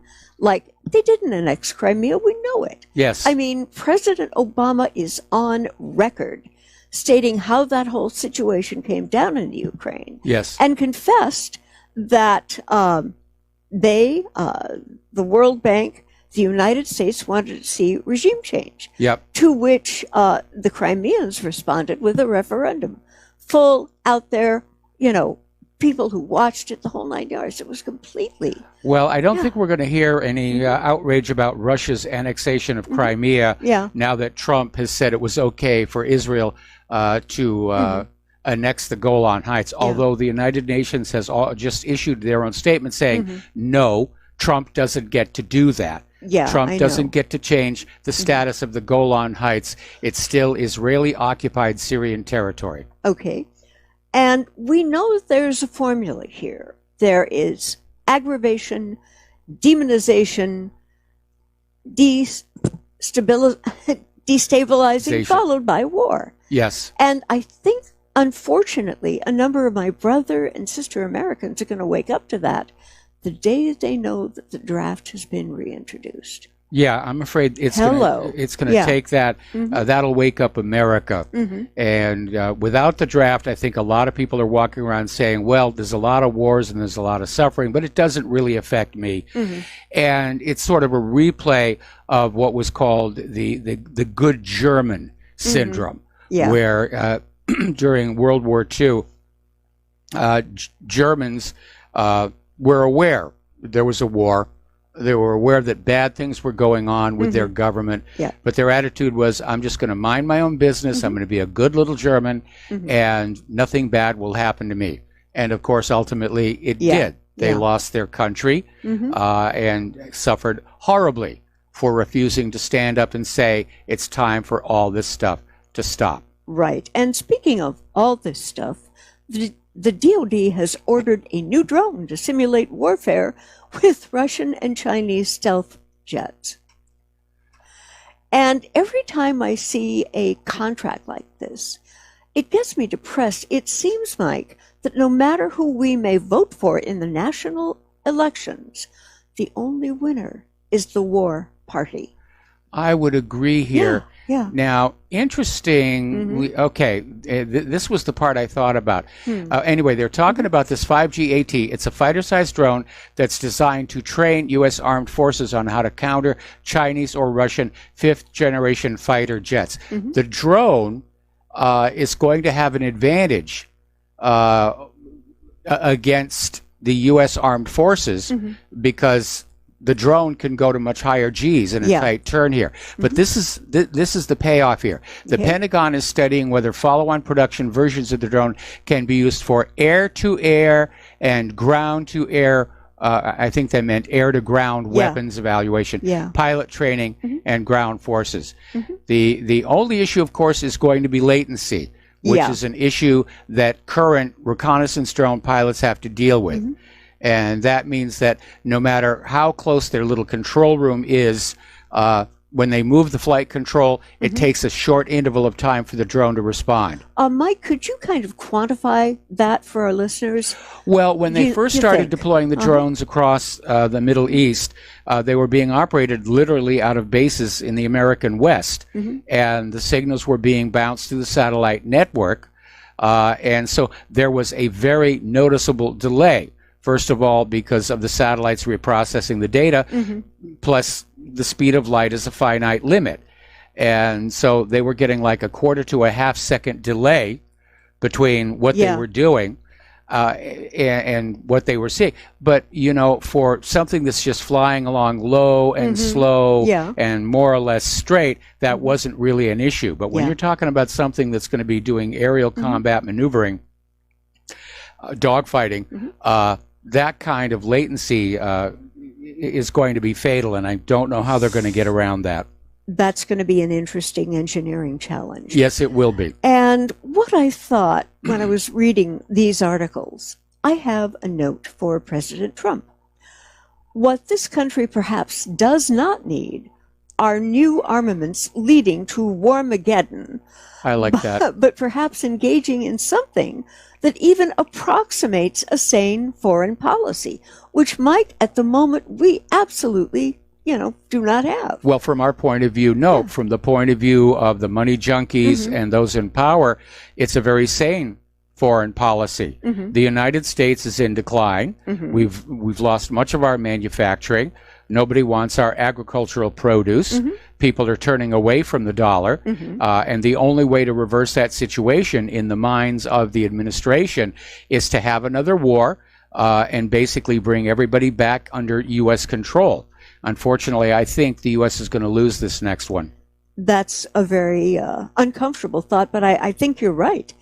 And a sane foreign policy to continue would be looking at crafting a working relationship with both Russia and China, so there is infinitely less need for these kinds of weapons. And President Trump and a large portion of your constituency have been feeling like I am, and I think people who marginally supported him over Clinton are suffering getter's remorse for what he's doing with the presidency and what his legacy will be. Well, I think the people who are still Trump supporters are becoming fanatical about it. Yeah. And I think mostly they're just trapped by their unwillingness to admit maybe they made a mistake. Yeah.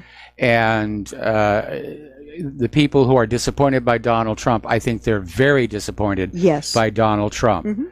And again, back in 2016, it wasn't so much that I was supporting Trump as I was opposing Hillary Clinton. I hear you, Dave. But I think Trump is going to be a one-term president. And I'm seeing all this stuff come on out from the GOP about just how great he's doing and how wonderful he's doing. And, you know, look at that field of Democratic candidates. They haven't fielded anybody who can challenge Trump. But I think we can't ignore the possibility that Hillary may step in.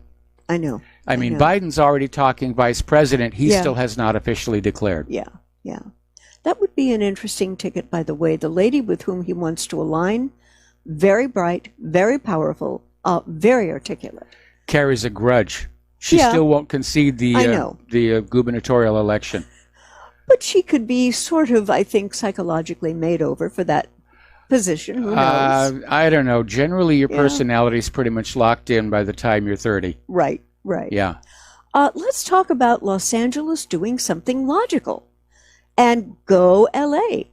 And the Los Angeles County authorities have banned all use of glyphosate, the herbicide better known by its Monsanto Bayer trade name, Roundup. That's your phone, I think.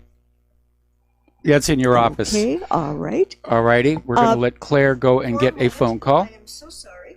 All righty. Oh, I need the headset. I know. Oh, okay. All right. Go get the... I am. It was in your office. I think you missed it. Sorry about that. Claire was expecting to get a call, and we're dealing with it. Okay. So let me come back and get some of my trailing stories here. Over in Indiana, they were having a school safety drill, or at least that's what they called it. And this was at an elementary school, and it's one of those safety drills that are meant to absolutely traumatize children with the sight of guns. This one got out of hands because the people playing the bad guys ordered teachers to kneel against the wall and then literally shot them execution style with airsoft pellet guns. Now, at close range, those pellets can injure, and one of the teachers did get injured. And apparently the people playing the bad guys were saying, this is what happens if you just cower. Now, how does this teach safety? Or how does this teach how to deal with the situation? It doesn't. It's about traumatizing people about guns. It's part of the gun grabber agenda. So Alexandria Ocasio-Cortez is out there. She thinks this is, it's time to do this. We've got to do what New Zealand did, ban all semi-automatic weapons, high-capacity magazines, ban on bump stocks, which there actually is already one, which is about to go into effect. And that is part of the problem, because Alexandria has once again revealed to the world that she's clueless. She's not reading the law. She's not reading the news. But she was out there saying pass universal background checks, and there's a specific bill, House Resolution H, disarm domestic abusers, mandate safe storage, ban the bump stock, semi-autos, and high-cap magazines. Ooh, it's so simple. Why can't we do it? But again, how do you enforce H.R. 8 without a national firearms registry? And by the way, domestic violence convictions or guilty pleas already result in the loss of your Second Amendment rights. Okay, and here you go. All right. So I hope that all worked out. Yes. All right, good. So we're going to turn your microphone back on up. Thank you. And as far as mandating safe storage, how do you enforce that? And as I said before, bump stocks have already been banned. She doesn't know what she's talking about. She's just out there grandstanding. All righty. So we were talking here about Los Angeles County has basically banned all use of glyphosate following a second jury finding that glyphosate was a substantial factor and another case of non-Hodgkin's lymphoma. Mm-hmm. And he'd been using the herbicide on his Sonoma properties forever. And I think that Germany's Bayer is going to be feeling some getter's remorse. They're definitely having buyer's remorse, or maybe Bayer's remorse. Yes, something like that. Something like that. It was a boneheaded decision. No, at the time it was a good decision. Even though Monsanto was internally aware that there was a problem, they had it under control. The news media wasn't reporting it. The citizens groups that were complaining about Roundup were being, controlled, negated, marginalized. Yeah. Then you get this one lawsuit, and I think there's something like 11,000 lawsuits lined up now. Whoa! And that could sink Monsanto. And depending upon how their corporate link up is set, could even take down Bayer as well. Yep. So if Bayer acquired Monsanto as a wholly owned subsidiary, then Bayer's got some isolation. Right. And here's another very interesting note about war. Apparently, the French sugar giant is accused of complicity in terror in Syria. And this company is called Terios, and it's been accused of supporting terrorism, get this, by supplying artificial sweeteners to Syria that are then used to make weapons. And on that word, we have to take a break. We're going to come back to this story because it's interesting. We'll be right back. Aloha, America. Welcome back to our show here. And we're talking about this story where this French sugar company is basically under investigation. And apparently this company sent these 2 shipments of sorbitol to Syria in February and July of 2017. Now, sorbitol, when mixed with potassium nitrate, can be used to make rocket propellants. Now, there's a handy little formula to keep in mind. Whoa, I knew that sorbitol as a sweetener was not good for you, but that it could be combined to make a weapon of mass destruction with other chemicals? Well, that's a yikes. Now, I was into model rocketry as a kid, and this was just before Estes came along with the pre-made engines. So I've been through that whole thing about, figuring out how to mix the propellants and, make an engine that doesn't blow up. And I had more than a few of them go bang. And what makes this situation in this case even worse, with findings by the Conflict Armament Research Organization, Tereos admitted that some 45 tons of the sugar alcohol had also vanished in a poof in Turkey and were later found in Daesh stockpiles in Syria. Have to wonder how that happened. Oh, my goodness. Yeah. And in December of 2017, Tereos insisted it had suspended its sorbitol supplies to so-called high-risk areas shortly after the Mosul discovery in 2016. But recent investigations have found that sales to Syria were not halted the following year. Well, look, breakfast cereal or rockets, we're making money, Yeah. Okay. I'd kind of like to revisit, and you've been talking about we were talking about this earlier in the show. 737S. Apparently, there were optional... Actually, before we do that, we have a caller on the line. Okay. And Dustin in New Jersey, aloha, welcome to the show. What's on your mind? And don't forget, they also found NBC, nuclear biochemical warfare suits from Canada in Syria that the jihadis were using. And remember, they found chlorine-making machines from Michigan. They found satellite phones from France. So Britain, France, United States, Israel, Saudi Arabia, and Turkey was all involved in this operation. They all lost. Canada, probably mostly. Yeah. I mean, but at what cost, Mike? The Syrian people lost. Look at the cities. Oh yeah. Bombed into oblivion. It's like a scorched earth policy, basically. They destroy. It's going to take like a long time to rebuild.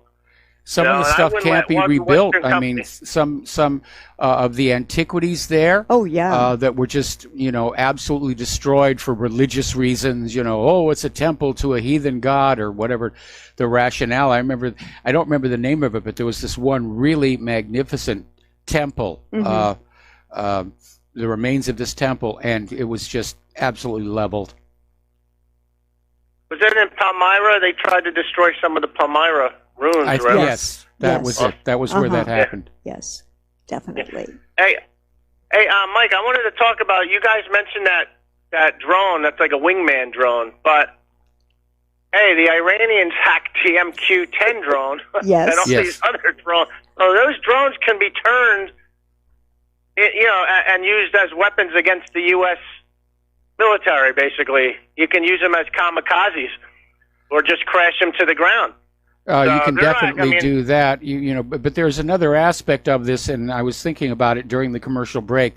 If the United States is starting to get into the idea of truly autonomous drones, if the drone doesn't have an outside human operator, then that whole latency problem goes away. It's just, who's going to write that software to fly this drone around? I hope not Boeing. Oh, please, no. But I just don't think it has the ability to calculate different scenarios, maybe in 50 years or something. But I just don't think the AI, the whole thing with the cloud, I don't think that's really here yet with the artificial intelligence flying. Wasn't that the sequel to War Games? Like that, there was a horrible sequel they made in like the year in 2000. It was like had something to do with a drone, like that got one by itself. It was like an AI drone or something. But like, yeah, I just don't think that's there yet. I think these are more maybe like being controlled by man, or maybe like maybe some of them are GPS driven. But still, that can't do any dogfighting. Yeah, right? That's only for surveillance, the GPS ones. Well, they may be further along than you think, and that's because, I don't play computer games other than flight simulators.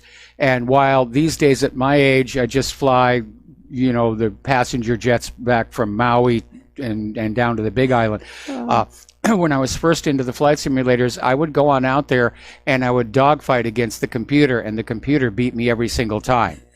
So, and I know a little something about aerial combat maneuvering from a project I had to work on many, many years ago. So I know the basics. And this thing still would get behind me every single time. Dustin, we got to take a break for commercials. Thank you for the phone call, and we'll be right back. Aloha, America. Welcome back to our show here. And before we get back to Claire here, I'm watching on the news, and I thought they would just mention the Mueller report was out, and that would be it. They're still going on with it.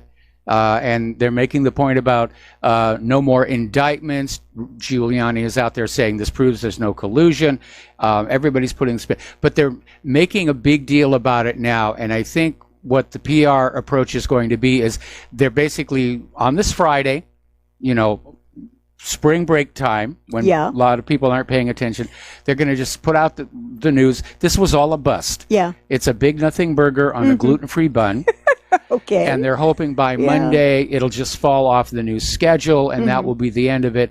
In fact, I would almost not be surprised if there was some kind of event on Monday to give the corporate media a reason to completely drop this story.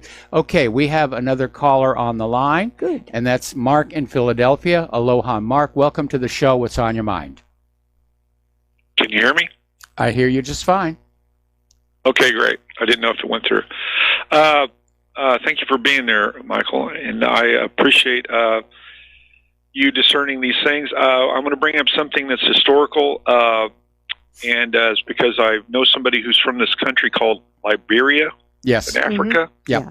And Liberia was formed as a colony that then became its own state, and I think that was Jefferson's idea. I'm not sure exactly about that, but anyway. There's a guy named Charles Taylor, and this is in the mid-'80s, and later he became the president of Liberia. And he was involved with that Blood Diamond War thing going on over there in Sierra Leone by proxy. Yes. He was actually purchasing arms and then supporting that whole deal, where the child soldiers. Yes. They were basically wiping people out. Now I'm not into the religion thing, but there was a guy here in America. He's still around. And did you know that he was buddy with Charles Taylor, and he was actually invested in that venture? Do you have any idea who that was? No idea at all here. And, you know, I've always been very cautious of that label blood diamond, because anybody who's in a conflict zone, they're going to sell whatever they can to buy their weapons with. So when we learn that ISIS is stealing oil from Syria and smuggling it across the border into Turkey, should we call that blood oil? Well, we maybe should, but we don't. If they're mining copper, do we call that, you know, blood copper? It's only with regard to diamonds, and I've come to think more and more that the appellation of a blood diamond is actually from the existing diamond merchants to discourage people looking to other sources in order to keep their monopoly and in order to keep prices up. Because diamonds, really, if you think about it, they're kind of a hoax. People pay vast fortunes for these stones on this idea that they're somehow rare, but they're not. Because there's enough diamonds out there for every married woman to have one on her finger. You go into any shopping mall, there are 3 or 4 stores full of diamonds. They are not all that rare, but we're sold that constantly. And the De Beers family and the various diamond merchants, they want to keep those prices up. And the blood diamonds, what are being called the blood diamonds, represent competition, and competition represents a fall in prices. Well, and here's the point. Here's my point. Here's the point. Charles Taylor is now in prison. As of 2003, he was sentenced to 50 plus years by the International Criminal Court in The Hague. Yeah. Okay. Yep. Okay. Here's the big reveal. I thought you might be aware of this, and it's on Wikipedia, by the way. Pat Robertson invested with Charles Taylor. He was buddy with Charles Taylor. You mean the evangelical preacher? That guy? Yeah, that guy. The good guy, right? Boy. Yeah. Check it out. Wow. That's a shocker. Check it out, and listen to this. I happen to know a couple librarians, and when you mention Pat Robertson, the librarians, they know exactly who Pat Robertson is. They know who he was, what he was involved with the Charles Taylor thing and the whole thing, and they disliked Pat Robertson. And when I discovered this, I was like, wow, I didn't hear about this. And remember, wasn't Pat Robertson back in the 90s running for president? Yeah, he did briefly run for president. Yeah.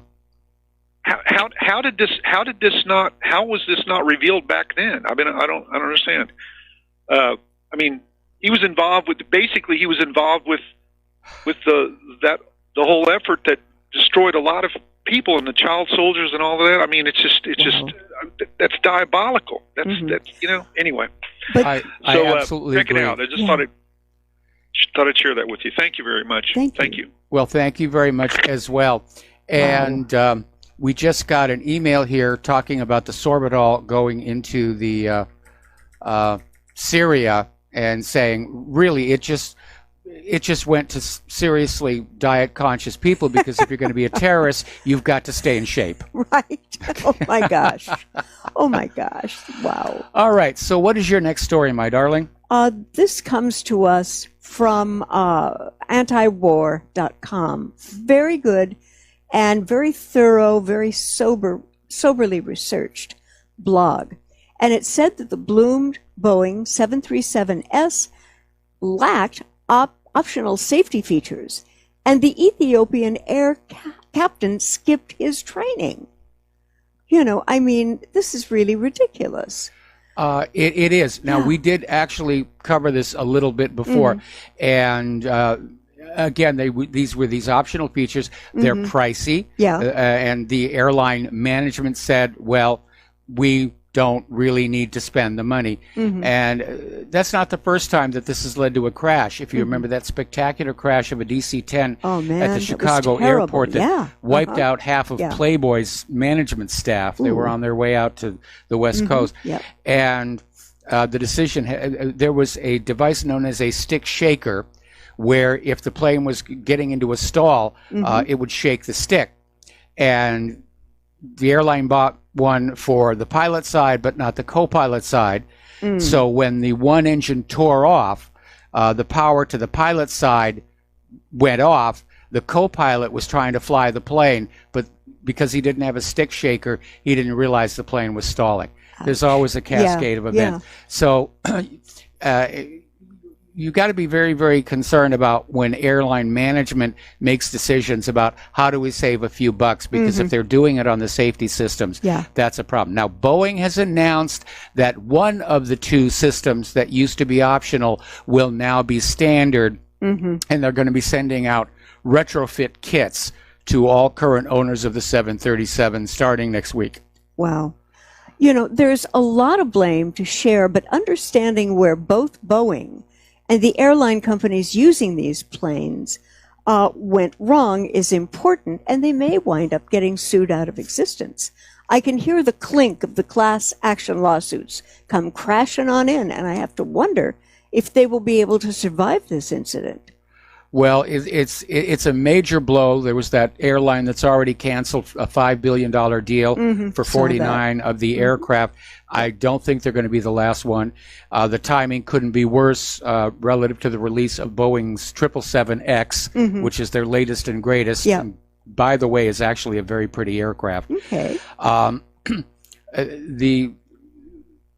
There's a lot of blame going around. Certainly the pilot who skipped his training is to blame. The people who were supposed to be responsible for the pilot's training share part of the blame, because the pilots had not been briefed on how to bypass. And we had this story yesterday where apparently just the day before the crash, there'd been another flight crew on the deck that got into this same problem. But there was a deadheading pilot in the jump seat who knew what the problem was and was able to basically disconnect that autopilot system so they could gain control of the aircraft. So there's a pilot training issue. There's an over-reliance on automation, and there have been a lot of people saying that everybody's relying on the automation. They're cutting back on the pilot training, and they need to reverse this. They need to have more stick and rudder training so the pilots can fly that plane without the autopilots, without the flight director. The only time when the pilots actually fly modern planes is for the first 1,000 feet of climb after takeoff, and the last, I think it's 2,000 feet on final approach. And some of the newer aircraft are even doing auto landing. I think the 777, the original 777 did. Okay. Of course, even that had a software problem because they had that ramp strike issue up in San Francisco. Yes, I remember. That was caused by the Autolander. Better work on your software quality assurance there, Boeing. And speaking of privacy and software, apparently travel is going to get a lot rougher here in the United States. We are being watched at every turn, and the U.S. has truly become the unhinged, surveilled state of America. Yep. Smart devices are spying on us, and our own computers and phones are tracking our movements. Now, airports have been particularly invasive since the creation of TSA, the Tourism Suppression Authority, in 2001. And invasive screenings and property and body searches have been a cause of irritation and inconvenience for those of us who are perfectly innocent, just trying to get from point A to point B. And, in all these years, TSA's never actually caught a real terrorist. And even worse, when the Department of Homeland Security runs tests on airport gates, where they'll actually have their agents try and get on board the plane with a gun or an explosive, they get through 90% of the time. It's ridiculous. Yeah, I know. And now the Electronic Privacy Information Center, better known as EPIC, is suing U.S. Customs and Border Protection in an effort to stop the unwanted searches of the biometric... Unwarranted searches, yes, of Americans. I have an idea. What? Okay, everybody flies naked on the airplane. There you go. Okay? Yeah. No hidden guns, no hidden bombs, plus the fact that for a devout Muslim, looking at a naked woman, not his wife, is a mortal sin. Yes. And they go right to wherever it is place. the bad Islamists go. There's the solution right there. But here is the deal that I have for someone who looks like me. I have one of the most generic faces on this planet and look a lot like the Irish side of my family, dad's side. But what happens when the facial recognition program gets me wrong and labels me as an axe See, murderer? that is the real problem. They're not proving to be 100% accurate and reliable, and you get false positive. And right now, the facial recognition systems are doing more false positives than actual accurate hits. Yep. And you're going to see people who are kept off their flights because they look kind of, sort of, maybe like somebody else. Yeah, right. I remember this public interest groups, they took a facial recognition system that was designed to look for criminals, and they showed it photos of every member of Congress, and they got something like 47 hits. Yeah, I would be very concerned about that. Yeah, it would be. And let's now go to the wide world of education. Apparently in Indiana, some elementary... we talked about this one, we too. We did, okay, yeah, and all right. The pellet gun. Yeah, that never should have happened. No, it's not about safety. No. It's not about protection. It's about traumatizing the kids so that when they see a gun, they go, yeah, oh my gosh, yeah. It's a gun. Another very interesting story about China. And apparently they had an horrifying blast at a chemical plant, killed 47, injured 640 people. And apparently what the Chinese did after this happened, the Chinese police, they arrested the executives. Yes. They didn't badmouth or bad treat the people who got hurt. They arrested the executives. Now, there's a lot of things about the way China does business I find morally abhorrent. This wasn't one of them. And you will never find that in the case of like a Boeing or a Lion Air. Just not going to happen. Yeah, even in the case of let's look at this thing with Monsanto where it's come on out. Monsanto knew all along that glyphosate was toxic. I remember this video where there was this Monsanto spokeslug who was out there saying, glyphosate is as safe as water. You could just drink it. And somebody handed him a glass. Here's a glass of glyphosate. He said, no, I'm not stupid. And he put it down and he walked off. They knew. Yeah. They all knew. And yet nobody goes to prison. Yeah. And you look at places like Deutsche Bank, where their employees just seem to have this epidemic of walking off the top of parking structures. No investigation. Nobody looks into it. Oh, it's just horribly tragic suicides. And it's astounding. We had that one that was earlier in the week about how this girl was handcuffed behind her back in a police car. And shot herself. And she was shot in the mouth, and the coroner ruled it was a suicide. I mean, come on, people. Yeah. It's just wake up and smell the cordite. Yes. Mike, for people like me, what is cordite? I don't know. Oh, it's a gun propellant. Thank you. Okay. All right. That made it clear.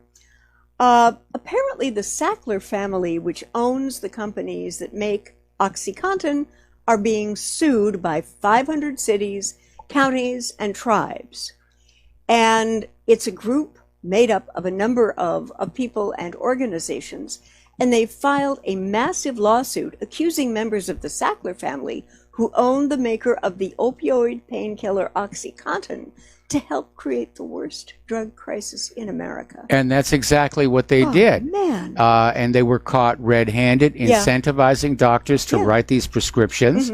And it was, they had all this cheap opium coming in from Afghanistan. Yeah. And they got caught, and they should be sued, and they should be sued out of existence. They should go to jail. Now, some of these people actually have, because the top two executives of another much smaller, less legally protected drug company who were caught basically bribing doctors to prescribe their products did get sent to jail. There was that one doctor who was falsely diagnosing healthy people as having cancer to sell chemo and radiation. Yeah. They put him in jail for 45 years. Good. I think that was a good step. You know. And apparently about 8 people in this family made the choices that caused much of the opioid epidemic, the lawsuit says. And hundreds of thousands. I didn't realize that this was that big. Hundreds of thousands of Americans have died because of this? Yes. I mean, my gosh. You know, it's well, that does it. 15-day waiting period for OxyContin. We have to take another break for commercials. Okay. Back with the last segment of our program after these few words. Aloha, America. Welcome back to our show here. And a little bit earlier in the program, we were talking about spring break and how out of control it is over there in Florida. And I mentioned this video where there was literally this mob of bikini-clad girls just fighting each other, kicking each other. I mean, really wild stuff. And I said, what's going on here? And Claire's next story may be a clue. Okay. Newly prescribed ADHD medications may cause psychosis. There's been a study that has found that. Certain medications used to treat ADHD in teens and young adults are more likely to have symptoms such as paranoia, hallucinations, delusions, and hearing voices. Whoa, that's that is. Oh, that's not good at all. Oh my goodness, Adderall. That's a common one. Yeah, I mean, but researchers were finding that patients who had been newly prescribed amphetamines, such as Adderall and Vyvanse, were more likely to develop psychosis than those who received a prescription for the methylphenidates, such as Ritalin and Concerta. And this study was published Wednesday by the New England Journal of Medicine. And while psychosis with either class medication is still relatively rare by their numbers, occurring at a rate of 1 in 660 patients, experts caution that patients should know about the increased risks. Well, of course, long-term exposure to amphetamine, it's already known. It can do strange things to your head here. Yeah. And all of this is being done when the guy who came up with the phrase ADHD admitted it was a made-up disease to sell these very medications.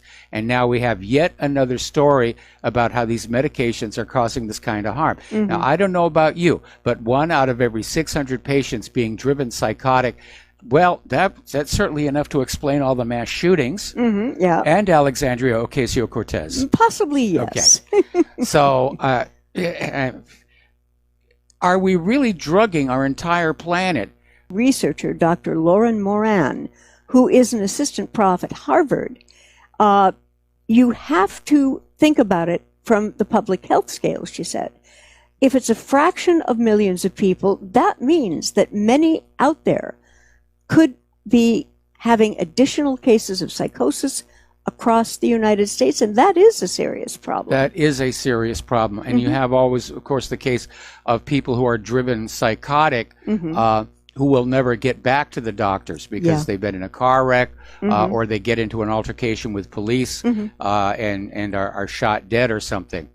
But, I mean, this is a red warning flag that we have allowed this pharmaceutical messing with our minds go just a little too far. Okay, there's the music.